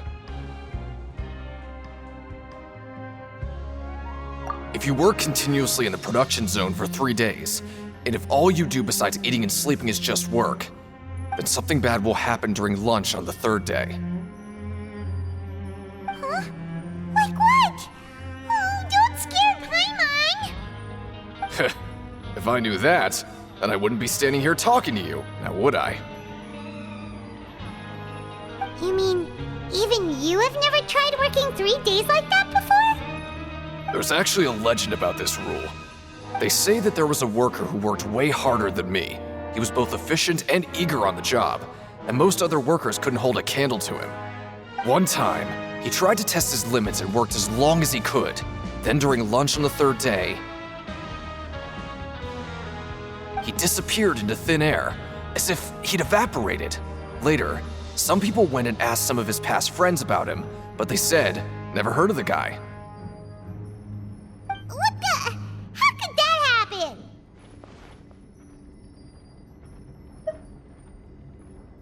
Unfortunately, we were assigned different production zones. I never saw for myself what he looked like. Wait, are you thinking that it was...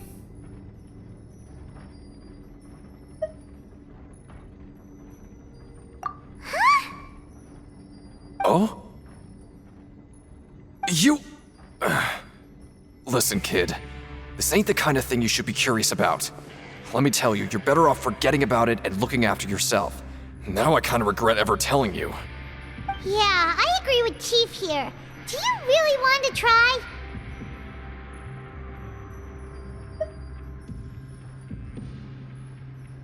Alright, if you insist.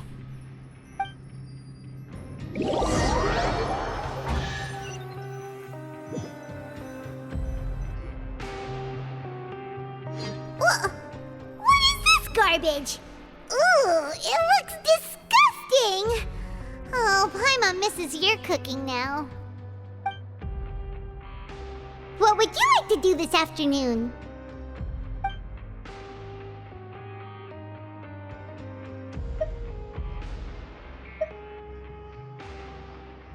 Okay, let's see if we can find any new leads!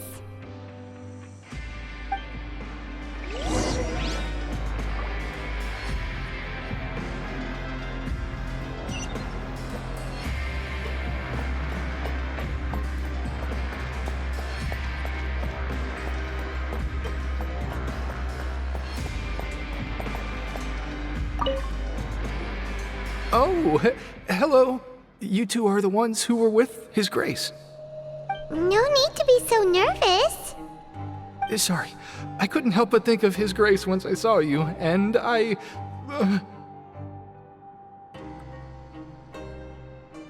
Well, it's hard to say. Maybe I am. He's got a very overwhelming presence. It makes me feel like I'm just some insignificant little bug. Wait, seriously? Oh, I'm always indecisive, and I tend to make a mess of things. It's like a reflex. I just instantly start to tense up the moment I see a smart and capable person like His Grace. What? Please, don't say anything like that out loud. How could you possibly think something like that?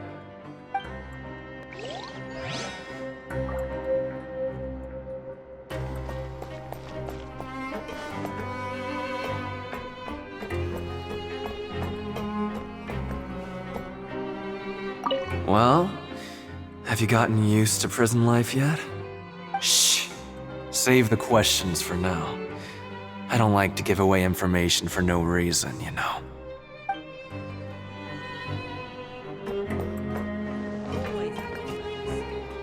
I'm not very good at remembering people's appearances.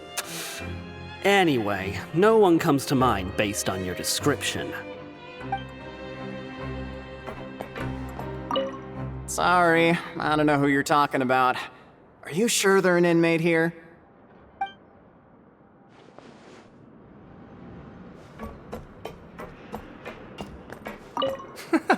There's no one here that's anywhere near as strong as what you're describing. Believe me, I'd know if there was.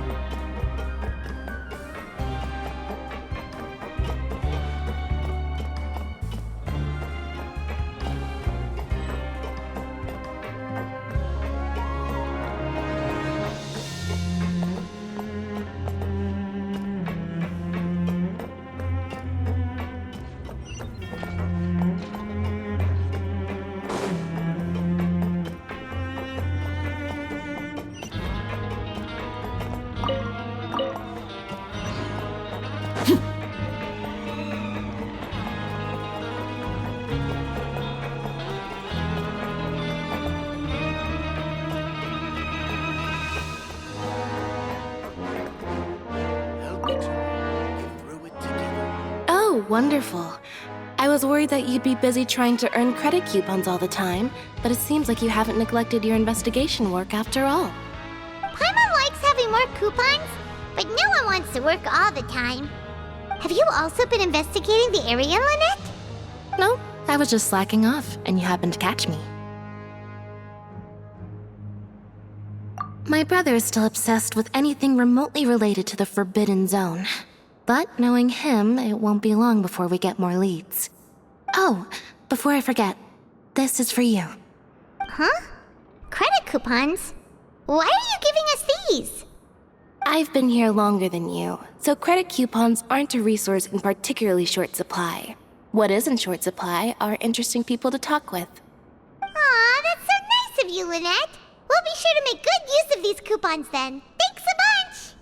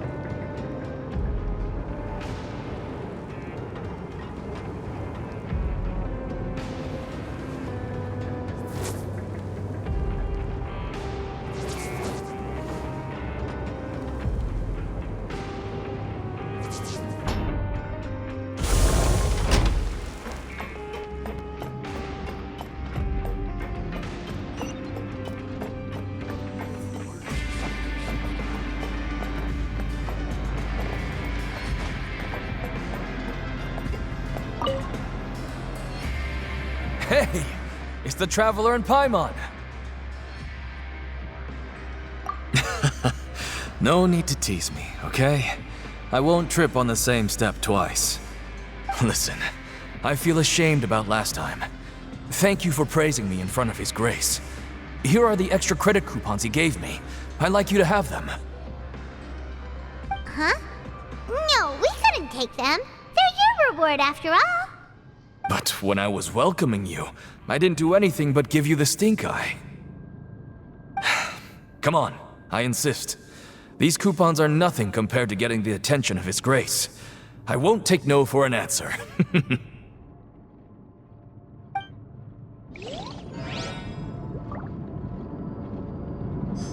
Just like His Grace said, paying attention to every little detail is the key to prosperity. Maybe this is the true meaning of rebirth, not just earning credit coupons.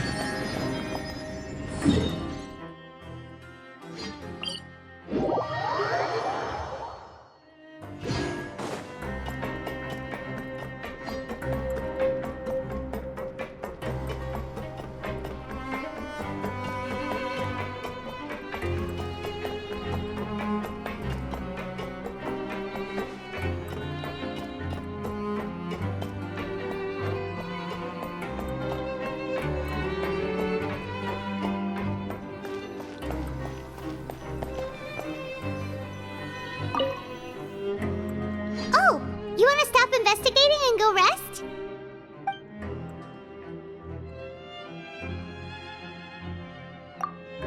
Okay, you should rest up. We'll be back at it tomorrow. Aw, looks like we won't get a chance to sleep in as long as we're here. Let's get to bed early.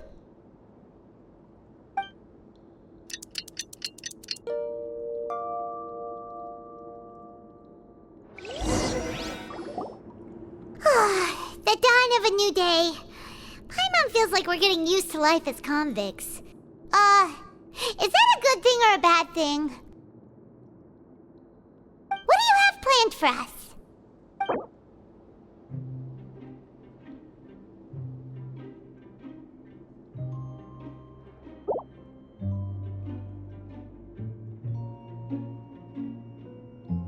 Right, we just need to keep at it.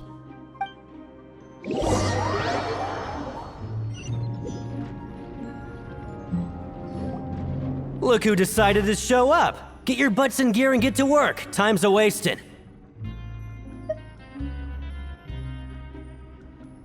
Oh?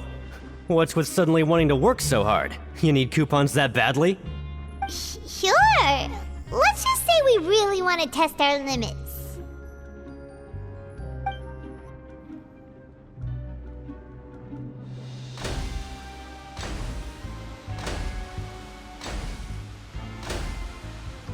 Nice! We did well today. Let's keep it up!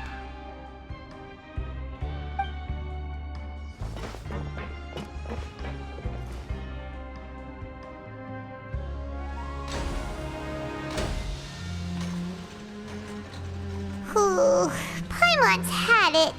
Who knew that processing these widgets would be so tiring?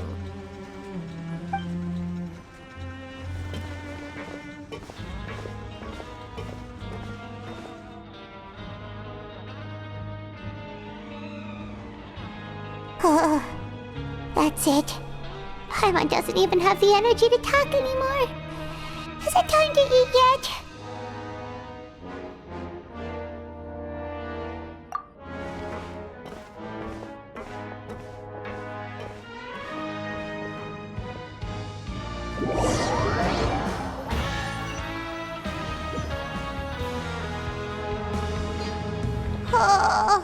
Paimon's exhausted. It's just work, work, and more work. Paimon's little body can't handle this much longer. Wait a sec. Now that Paimon thinks about it, haven't we been working non-stop for 3 days now? And now it's lunchtime! Oh, Paimon feels a shiver going down her spine. What's going to happen? But it doesn't seem like anything's changed at all. And we made it to the coupon cafeteria safely. Are the so-called hidden rules only a rumor after all?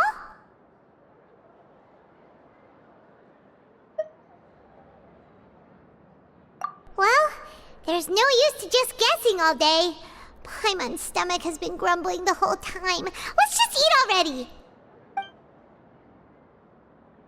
Paimon wonders what we'll get today! Maybe we'll get the super lucky meal! Wait, what?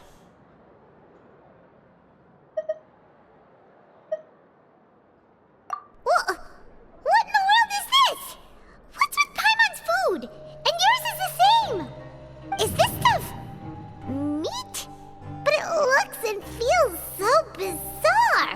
What kind of chef would make food like this?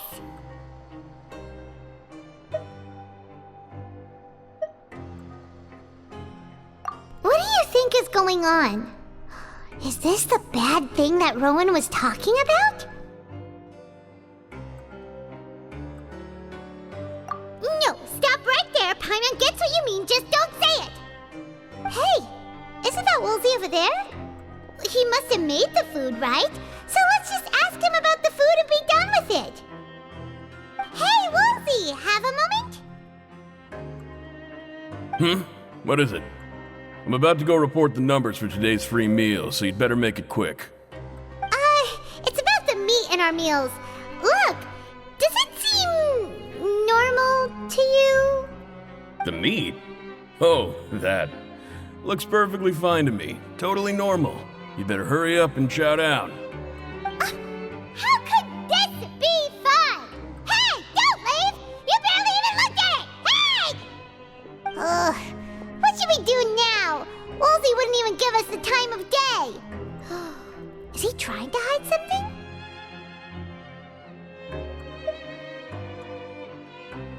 Yeah, looks like we have no other choice. Paimon was positively famished a minute ago, but now she's lost her appetite.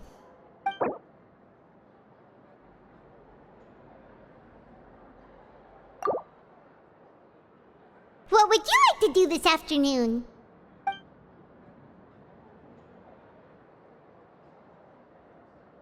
Okay, let's see if we can find any new leads.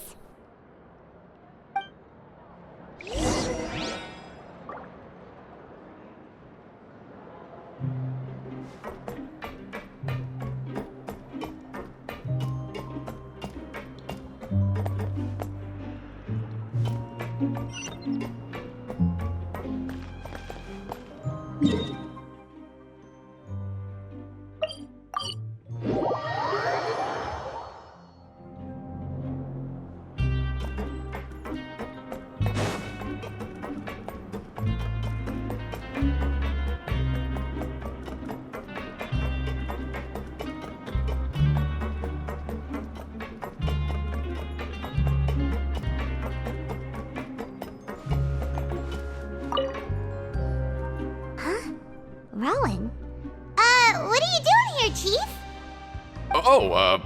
I was injured a bit just now. Nothing major, I think I just pulled something. Little mishaps like this are unavoidable at work, you know? Huh. Paimon wouldn't have thought someone as experienced as the Chief would still get hurt on the job. I just knew you would say that. This is pretty embarrassing. Where's Siegeween when you need her anyway? The one time I need to make a quick trip to the infirmary. Oh, you mean she wasn't in the infirmary? Yeah. The rumors say that there's never anybody in the infirmary in the half hour before lunch, and nobody knows where Siegeween gets off to.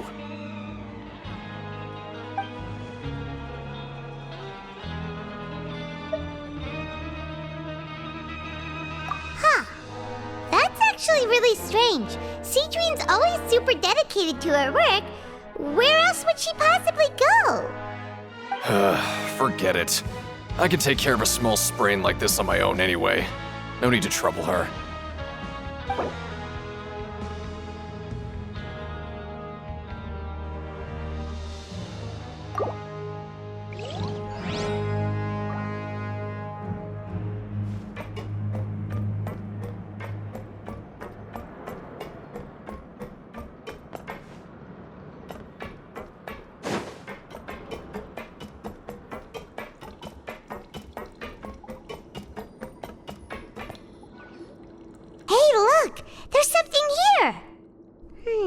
Looks like a research notebook. That suspicious guy peeking into the infirmary just now. Is he a fan of Cedrine? He must have dropped this. Let Paimon read it real quick. The Melusine perceive the world very differently from humans. There are significant deviations. As a result, their sense of aesthetics and beauty is also very different from that of humans. This must be taken into consideration when giving gifts. Ooh, this all sounds pretty serious. He sure did his homework.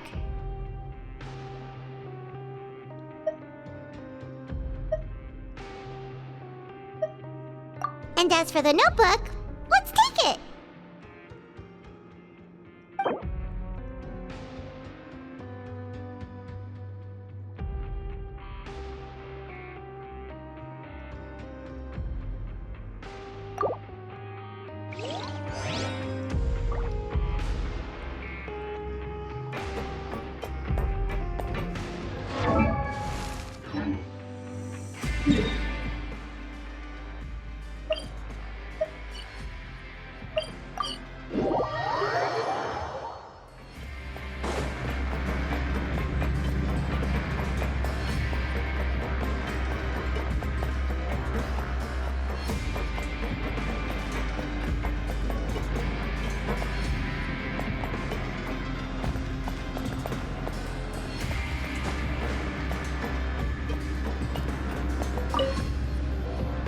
Cedrine? Aren't you supposed to be in the infirmary? What are you doing in the production zone?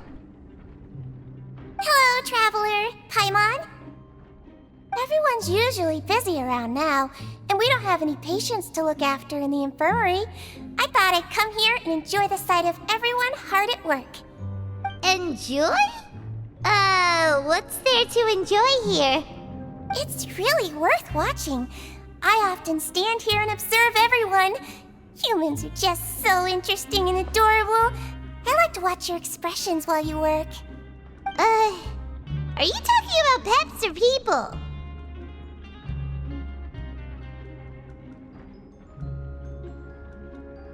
Oh, I can see why you think that, but you shouldn't jump to conclusions. See, we Melusines are a different species, and we see the world very differently from humans. It's very easy for me to observe everyone's condition. All it takes is one look, and I can tell which workers are exhausted. Wait, Melusines can see that? Huh, that does sound useful for being a nurse. Yes, running around tending to everyone's health is very fulfilling. But I'd much prefer it if you're all happy and free from exhaustion and pain in the first place. Take care of your body and make sure you eat well. Always rest when you're tired from work and don't push yourself too hard. We'll definitely take care of ourselves. Thanks for the reminder.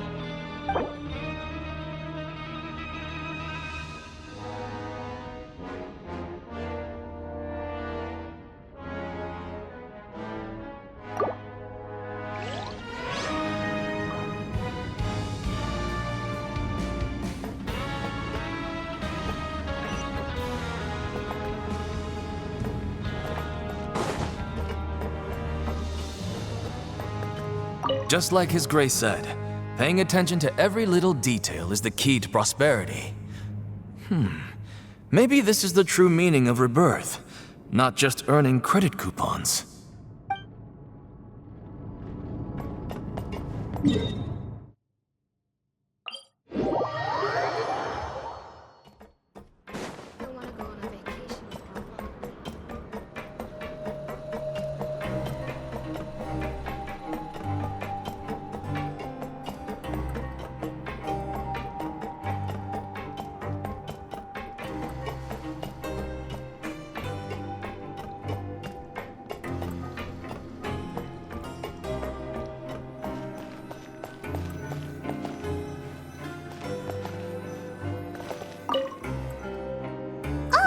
You want to stop investigating and go rest?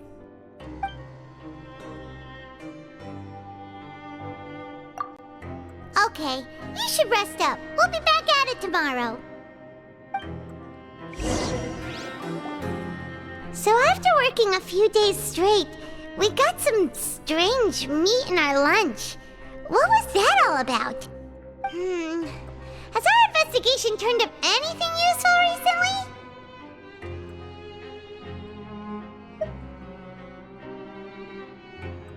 Really? Then it looks like that part of the investigation has hit a dead end. Well, we'll keep searching for more clues tomorrow. Good night, Traveler.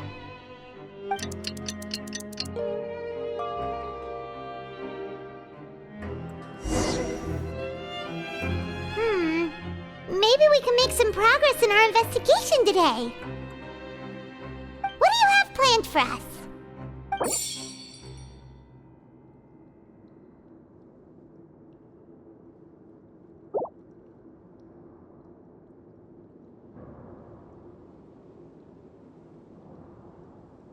After working here so long, we're really starting to get the hang of it. But doing the same thing all the time can get old pretty quickly. How are you holding up?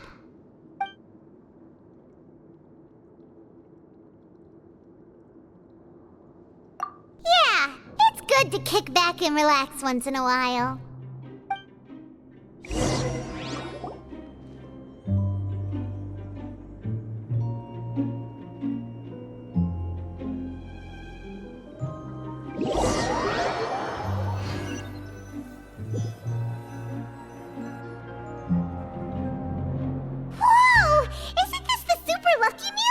Looks like hard work really does get rewarded. Paimon's gonna take her time and savor every bite. What would you like to do this afternoon?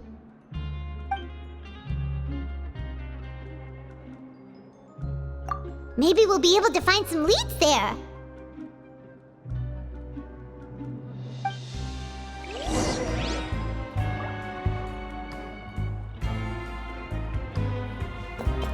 Grab yourself a welfare meal.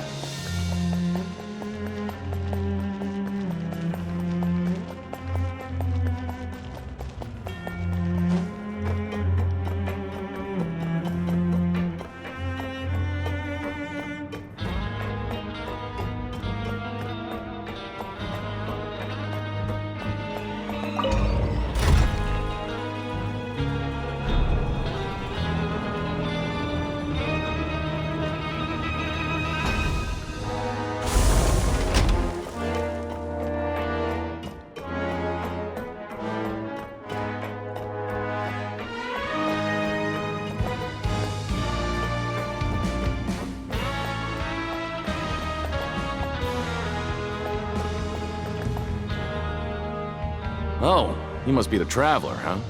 Sorry, mate, but competitors as strong as you are prohibited from participating.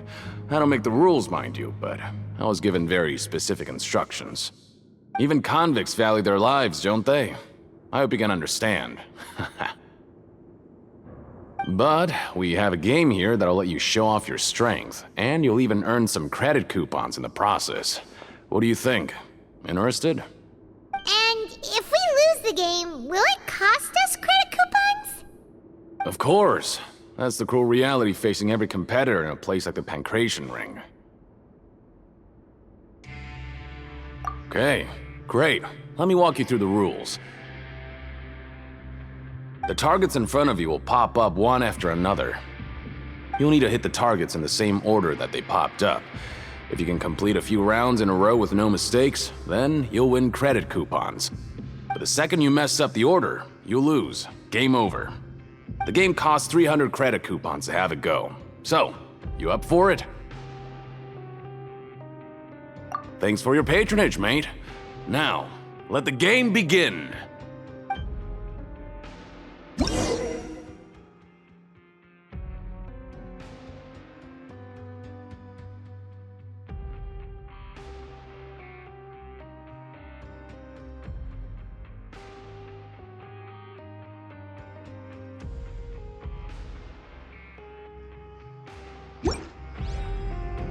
Staring into my eyes is ill-advised.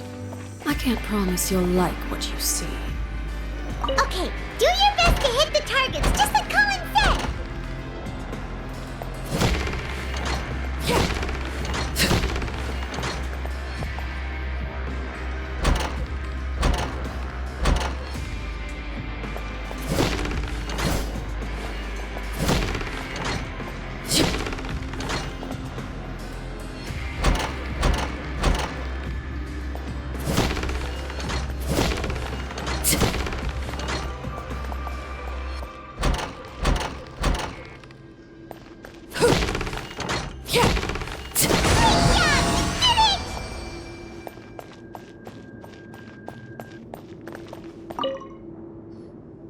Your strength really shouldn't be underestimated. Now I get why you're prohibited from participating in any official fights. Nobody who values their life would be willing to get in the ring with you.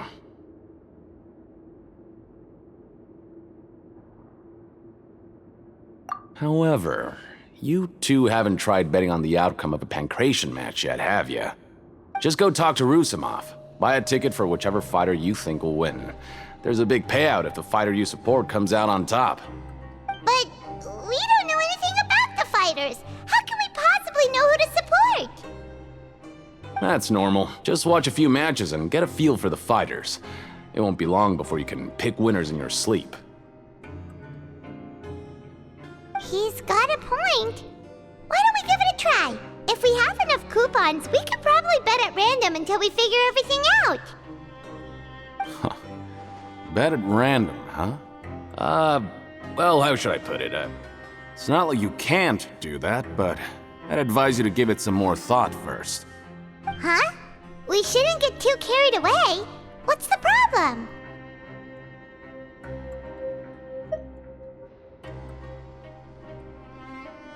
What? I never even picked a boxer before, and you already know about the rules? You're not just strong fighters. Seems you're pretty perceptive, too.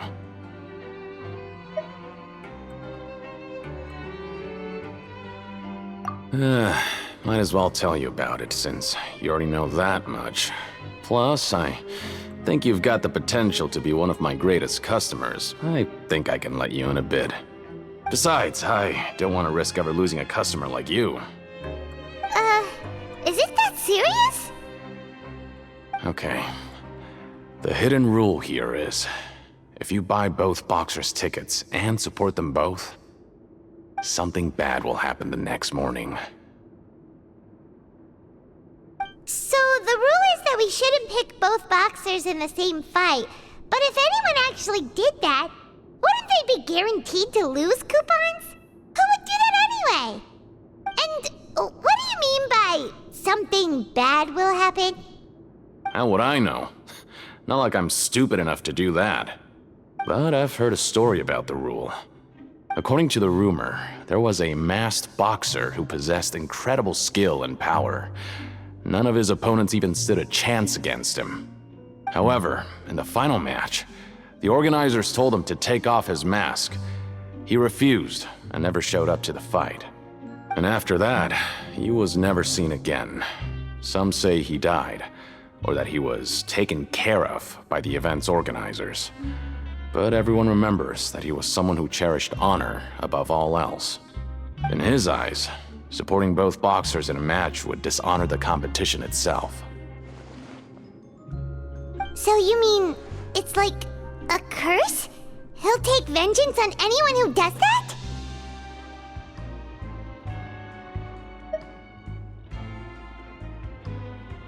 No, he was always wearing a mask, like he was intentionally trying to hide his identity. I don't even know anything about his past. Traveler, do you think that boxer was...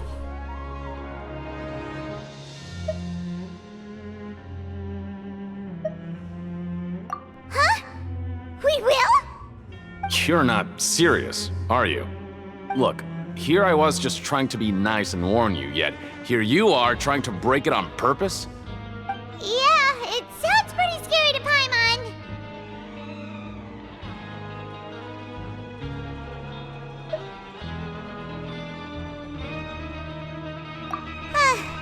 Seems you've made up your mind. Just be sure to protect Paimon, okay?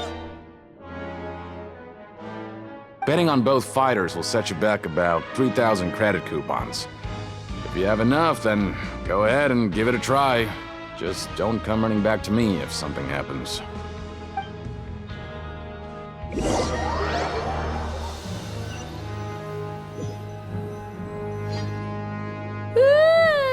We woke up so early today that Paimon's been nodding off all afternoon. Good thing it's finally time for bed.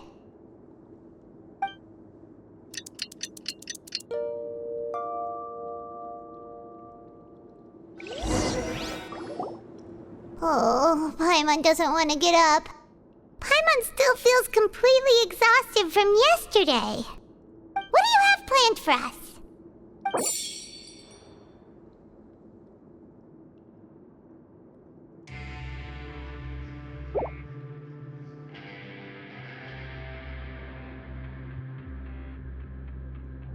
After working here so long, we're really starting to get the hang of it. But doing the same thing all the time can get old pretty quickly. How are you holding up?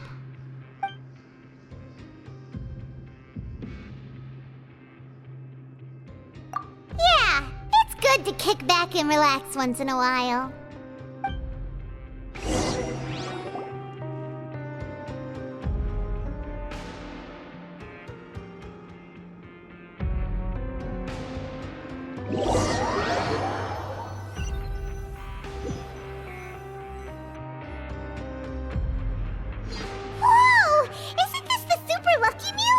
Looks like hard work really does get rewarded. Paimon's gonna take her time and savor every bite. What would you like to do this afternoon?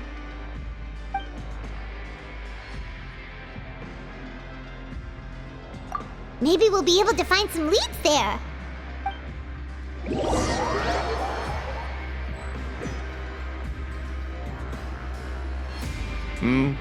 Are you two here to buy tickets?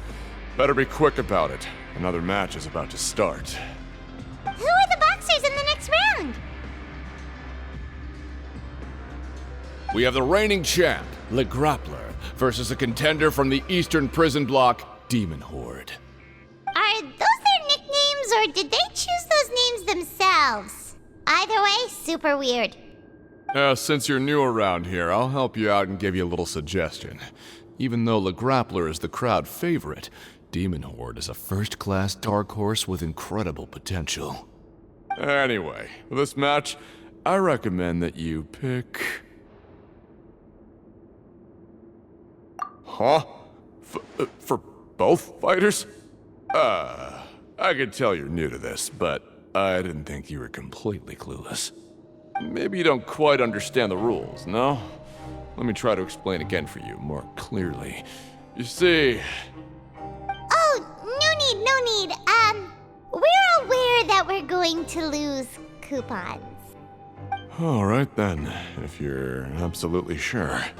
Remember, no refunds once you buy the tickets. Yeah, we got it! Just shut up and take our coupons!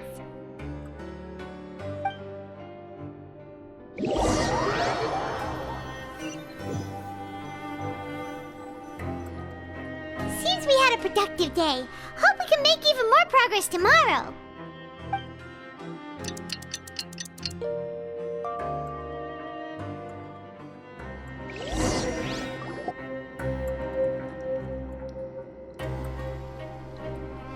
Hey, Traveler, Paimon.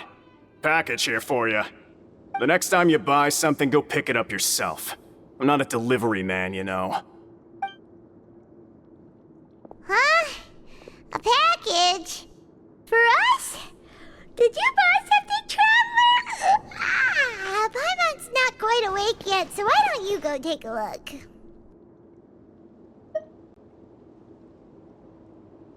All right! Yesterday we broke the hidden rule and bought tickets for both boxers. Oh, maybe this package is the bad thing that Colin said would happen. Paimon suddenly feels wide awake.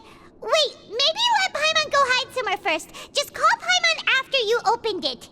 Hey, wait! Paimon's still here! Don't open it!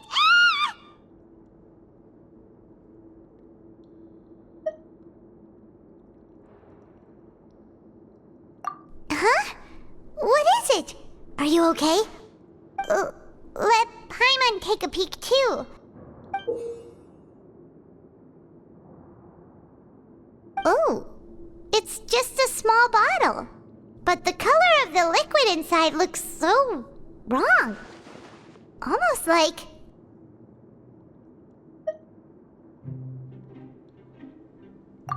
Alright, that's enough of that. No need to say it out loud. Paimon already knows what you're trying to say.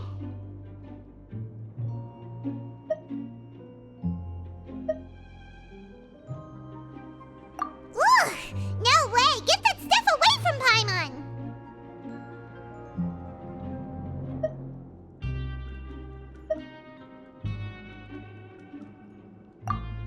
Paimon thinks we shouldn't open the bottle until we figured out what's going on.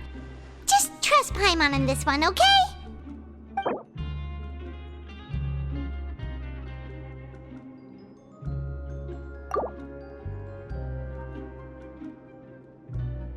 What do you have planned for us?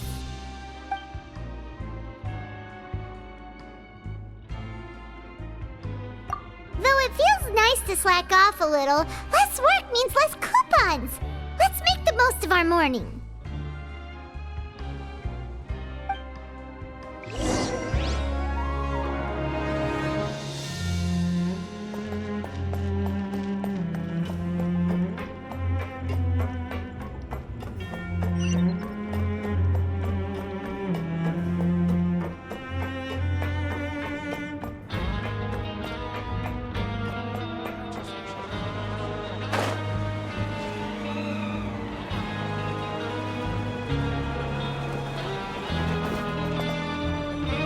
In the eyes of His Grace, I'm probably just a lowly, ordinary person. I guess I need to start working on my nerves.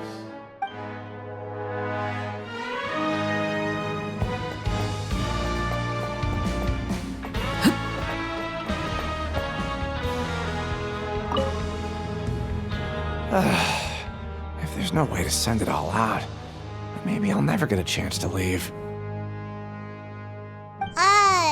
Who are you? We've never seen you before, and you don't look like a fellow convict. I'm not! Of course I'm not.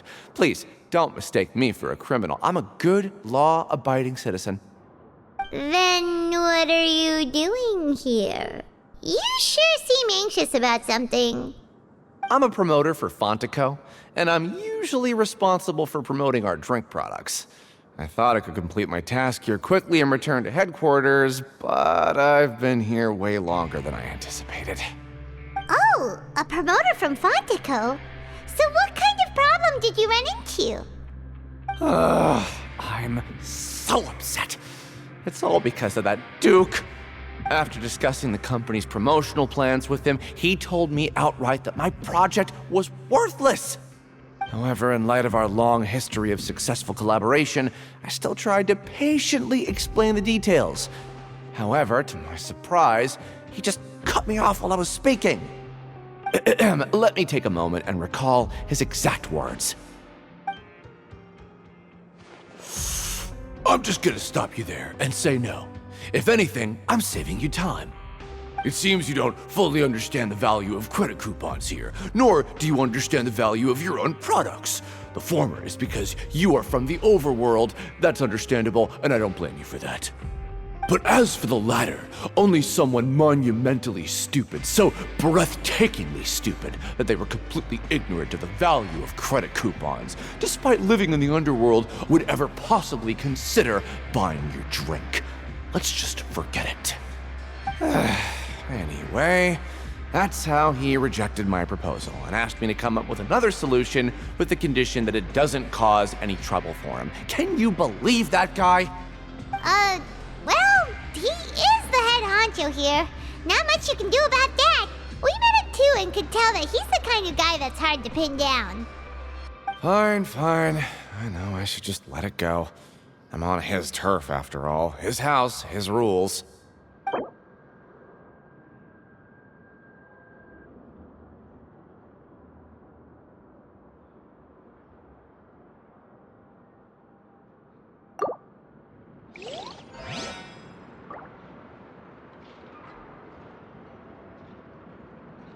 I just don't want to be stuck here forever.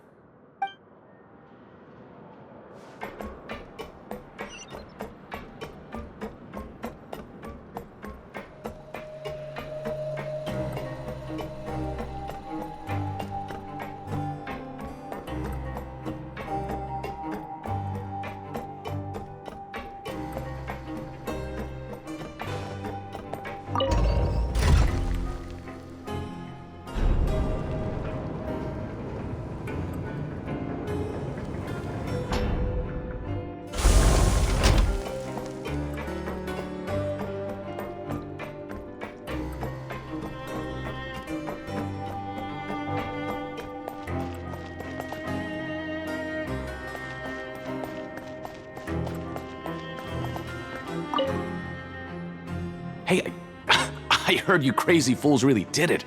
You bought tickets to support both fighters, didn't ya? Well, did anything happen?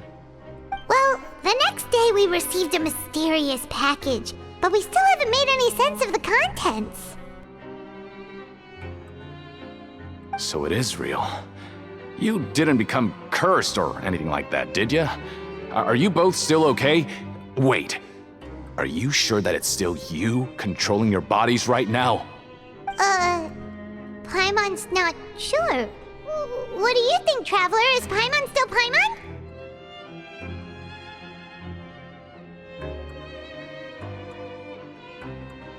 Oh, okay. Well, that's good.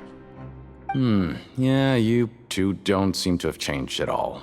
But I wouldn't let your guard down just yet. Still, I didn't expect you would actually do it. You'd actually throw away coupons like that just to satisfy your curiosity? Even if we bought tickets like everybody else, it's not like we could hope to earn any coupons. When it comes to things like this, it's always the organizer who makes the real profits. Hey, just what are you trying to imply? The Pancration Ring is an honest business, and we really don't make much from selling tickets. We make so little that even the current tournaments can only be held thanks to funding from the producer of Fanta. Oh, so it's the company that manufactures Fanta sponsoring the events? Paimon thought all of this was thanks to the Duke's support. Let's just say it's a mutually beneficial arrangement. They reached out to us first, hoping to promote Fanta products in the fortress of Meropide.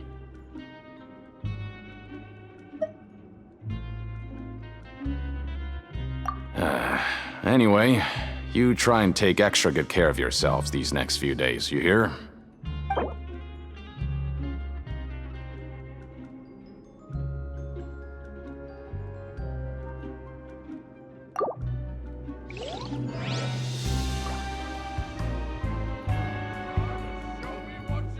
Oh, it's you.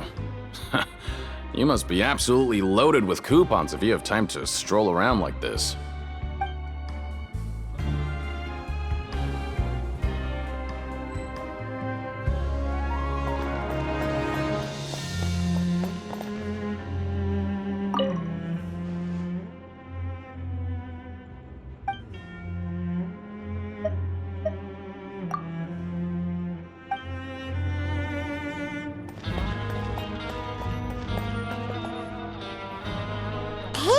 What are these papers scattered all over the ground? Are they registration forms or something? Maybe not. Every page has the Fontaco symbol on it. Maybe it's some flyers from the company.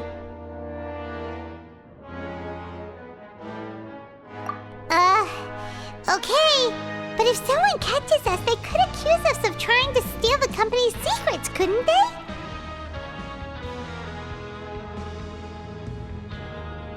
Oh, you're right. Guess there's nothing to worry about then. Let Paimon have a look here.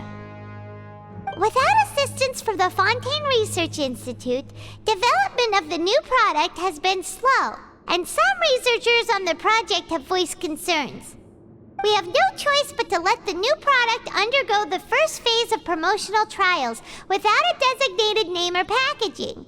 We will adjust the direction of future development according to feedback. We have decided to only conduct closed, small-scale trials for the time being. Sure doesn't seem like anything unusual. The company is just trying to develop some new products besides Fanta. but it sounds like things aren't going well at all. Let's put these papers back where we found them and make it look like nobody went through them. Okay, good.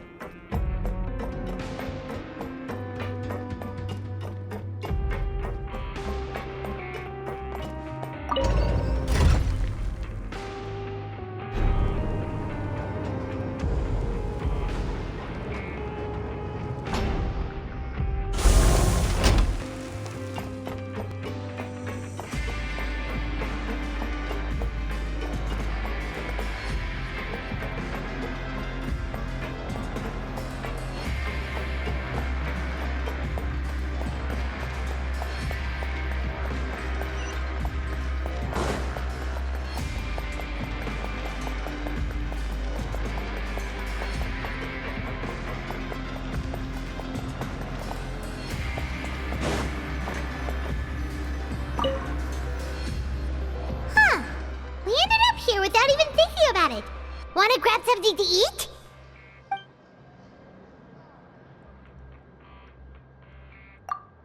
Alright, but remember that we bought this time with coupons, so let's make better use of it next time.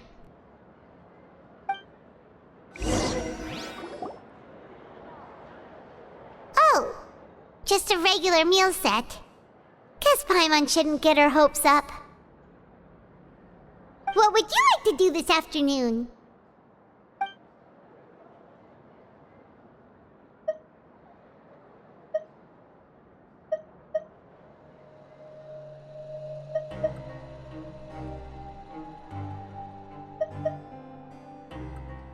After working here so long, we're really starting to get the hang of it.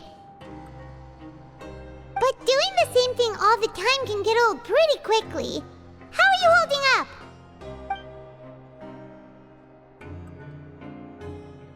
Yeah, it's good to kick back and relax once in a while.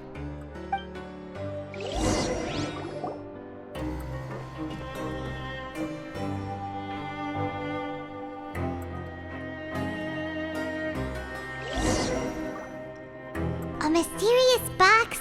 A bottle of crimson liquid? Paimon still doesn't know what to make of it.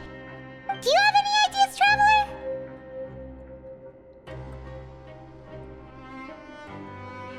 Really? Then it looks like that part of the investigation led us nowhere. Well, maybe we'll have better luck tomorrow. Good night, Traveler.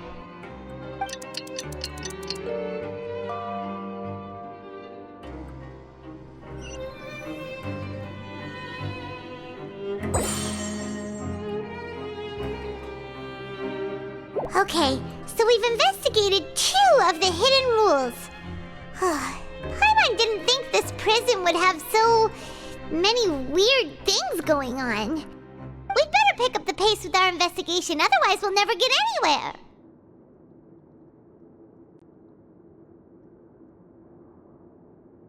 Yeah, let's skip work for now and put our time to good use.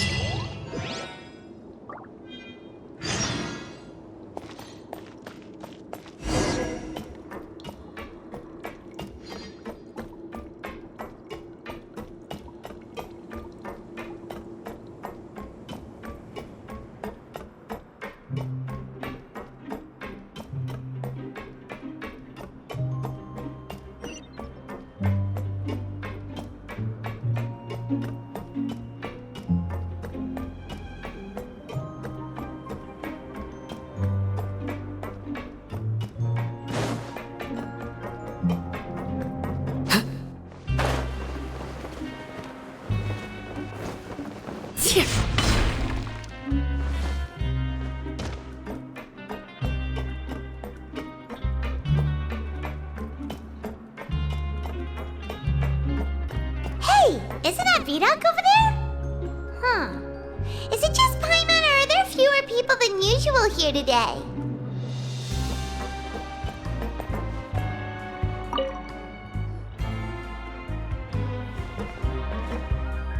Ah, seeing you at this time must mean you've already saved up a lot of credit coupons. Or at least enough to skip work. Seems you're getting into the swing of things around here. Impressive. Very impressive. So, now can you tell us about the hidden rules you know? If that's what you want to know, I guess you couldn't have come at a better time. Huh? What do you mean it's a good time? Leonid and those other pesky broke urchins have all gone to work in the production zone. I wouldn't want them listening in without paying up. We get it! Just tell us already! So, you know those pipes that make strange sounds? Don't ever, ever go near them at night. Even if you manage to avoid the guards, you might find something even more terrible there. Something even more terrible? Like what? A group of cannibals. Cannibals? In the Fortress of Meropide? Every month, they meet a few times in the dead of night. Rumor has it they might be connected to the people that have disappeared here. But what's even scarier is that they have a special proclivity. Since they have no way to dispose of the leftover remains, they have ways to transform them into other forms and keep them in the fortress forever. Paimon might already know what you mean by other forms. So that's what's going on here. Oh, Paimon's stomach doesn't feel so good.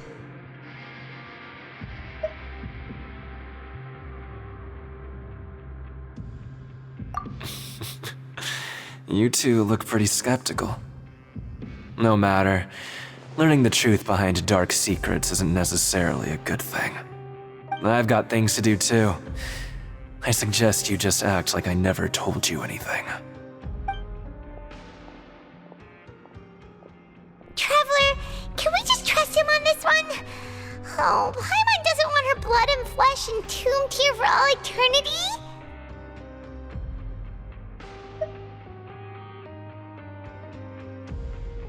Oh, so that's how you see the situation. Huh. You know, Paimon does feel a little better about it now.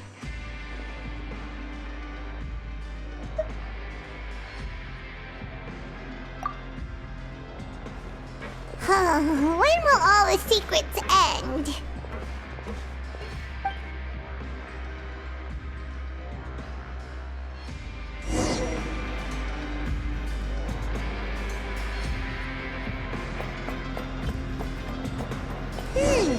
Vidok isn't here. But the guys who went to work in the morning are back. Let's go ask them! Just stay away from me.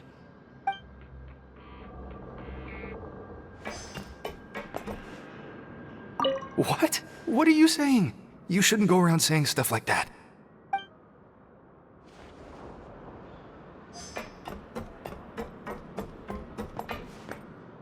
What are you talking about? Listen, you should keep your nose out of other people's business. Their attitude sure is suspicious.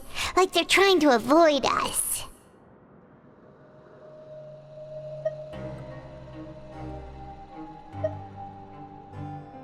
But if they're being so obvious about acting weirdly, do you think they might just be trying to lure us in? Oh, this is all getting way too creepy for Paimon.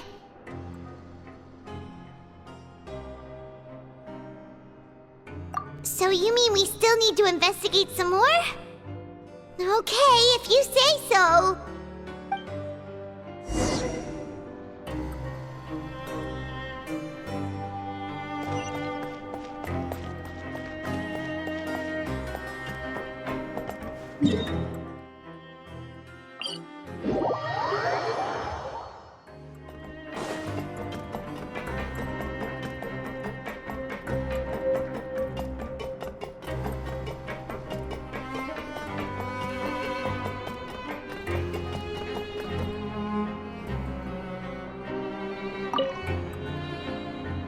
Fielding. What do you want? Criminals like you ought to be working right now. Catch my drift. We just want to ask you a simple question. Have you ever discovered anything odd during your nighttime patrols? Why are you asking about something like that? Whatever happens at night isn't your concern. All you need to worry about is getting enough sleep. Well...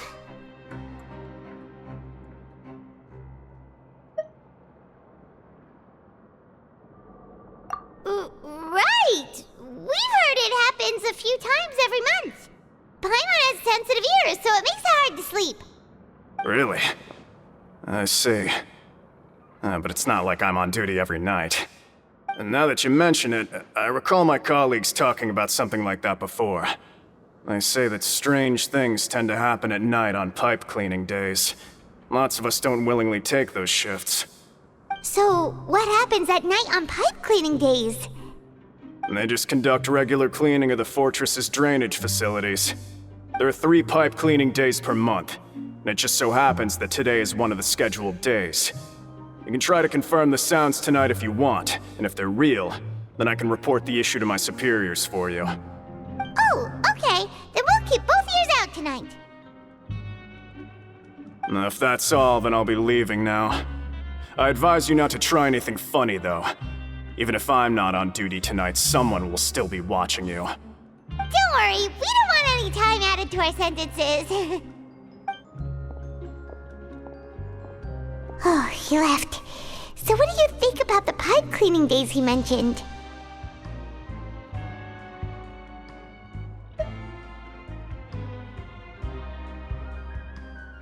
Right, both are a possibility. But Fielding did say that tonight is a cleaning night.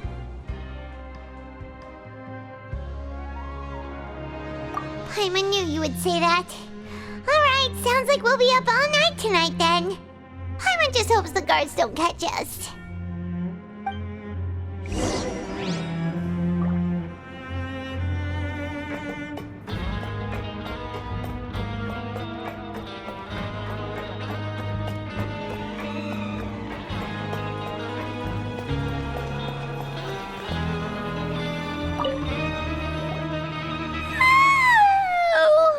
I'm so tired. But we can't sleep yet. They'll be cleaning the pipes tonight, so it's the perfect chance for us to investigate.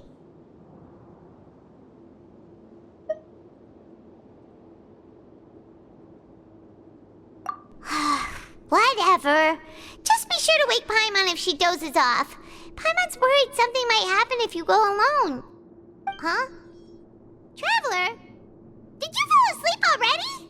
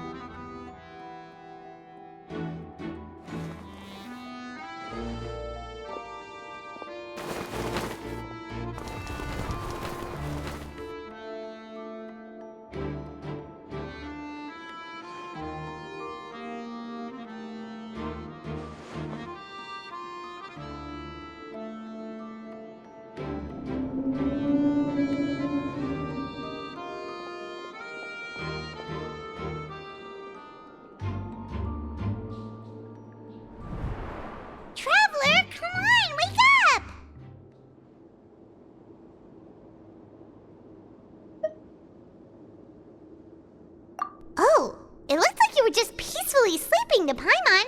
Well, what did you see this time?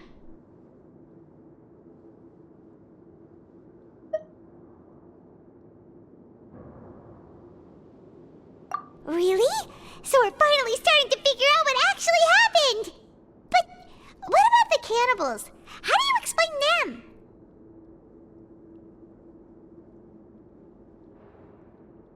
Okay, well, it's about time for us to get moving. Just be careful to avoid the patrolling guards.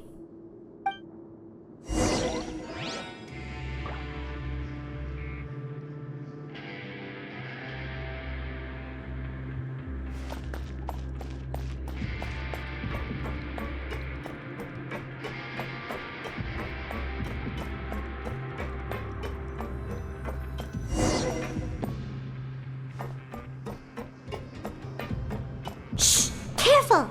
We'll get in trouble if the guards catch us!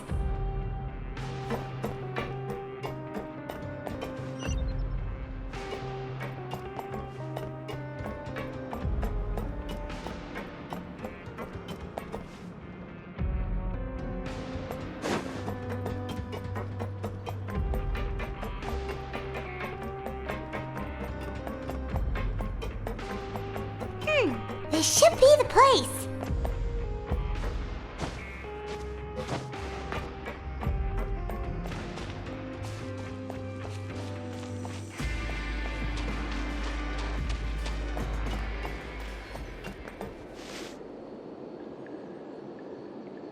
What? I know you. You were the ones we saw. Huh. You've got guts showing up here. You know who we are, right? You'd better leave now. Ain't nobody coming here to save you. What'd you say?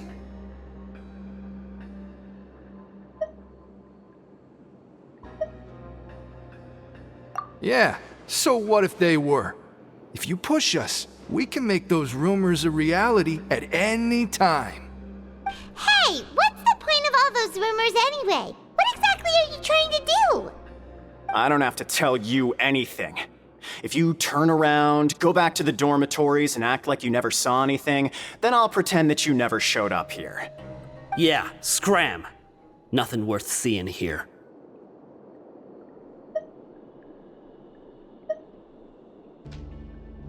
Huh? What did you say? Isn't that exactly what Boss said when he left? Hey, do you know our boss?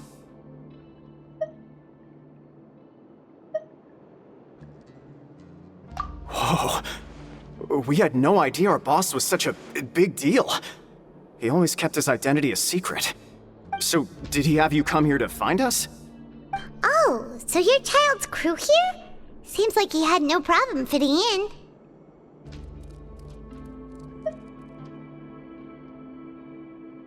We're the only ones who heard him say those words when he left that night. So unless he somehow told you those exact same words after that... All right. I guess that's proof enough for me. I believe you. Wow, those dreams of yours sure come in handy. We gave him the business for a while and would always give him a hard time when he first came to the fortress of Meropide. But here in the fortress, the strong will always earn respect. He was working the longest hours and racking up wins in the Pancration Ring. You could always see how amazing he was, even when he was teaching us a lesson. So eventually, we all decided to follow him. But one day, he suddenly told us that he had to find a way to escape this place, no matter the cost. He said it was because he heard that call again. And as his crew, if the boss wants something, then it's our job to get it done. So, we got to work, and used the hidden rules that were here to make up and spread the rumor about the cannibal rule. We just wanted to give him a better chance of escaping on a night after the pipes had been cleaned. Oh, thanks to your rumor, nobody would want to come anywhere near here, prisoner or guard. Wow, it sure is easy to exploit people's fear of the unknown. But has a child already escaped? Why are you all still coming here after pipe cleaning day? Because as far as we know, the pipe he went into isn't actually an exit. It should be a dead end. It leads to an abandoned factory area, and even if there were a way to escape from there into the sea, we're still way too deep. No one could ever reach the surface alive. But Boss still insisted on going in. It's like he was obsessed about it. So we told him that we'd pretend as if he never existed while he was gone. And that if he wanted to come back, he should wait for nighttime on a pipe cleaning day. That way, we could meet him here and help cover the whole thing up. So you come and wait here through the night a few times a month just because of that promise? Yeah, but it's been so long now. We already know in our hearts that he must have managed to escape somehow. Is it also possible that something unfortunate happened to him? Nothing could ever defeat Boss or slow him down. It's one thing we know for sure. Okay. Paimon was just brainstorming possibilities.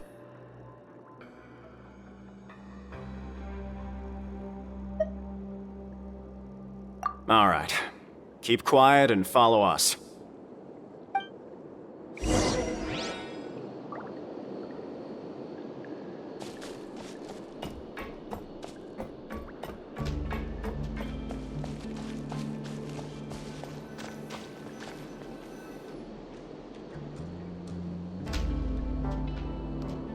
The way up from here has been sealed off. It's impossible to get through. Boss left by going down from here. It wasn't full of water at the time. Later, we came back hoping to have a look. That's when we found out it had been completely flooded. It's impossible to navigate unless you're an extremely skilled diver. Do you think Child got trapped by the water? Not likely. We all know that Boss was an incredible swimmer. Really? Then have him come investigate, pronto. Just be sure to tell us if you get any news about Boss. It's getting late. We should leave before the guards come this way. Yeah, we learned a lot about what happened to Child here. Let's get going!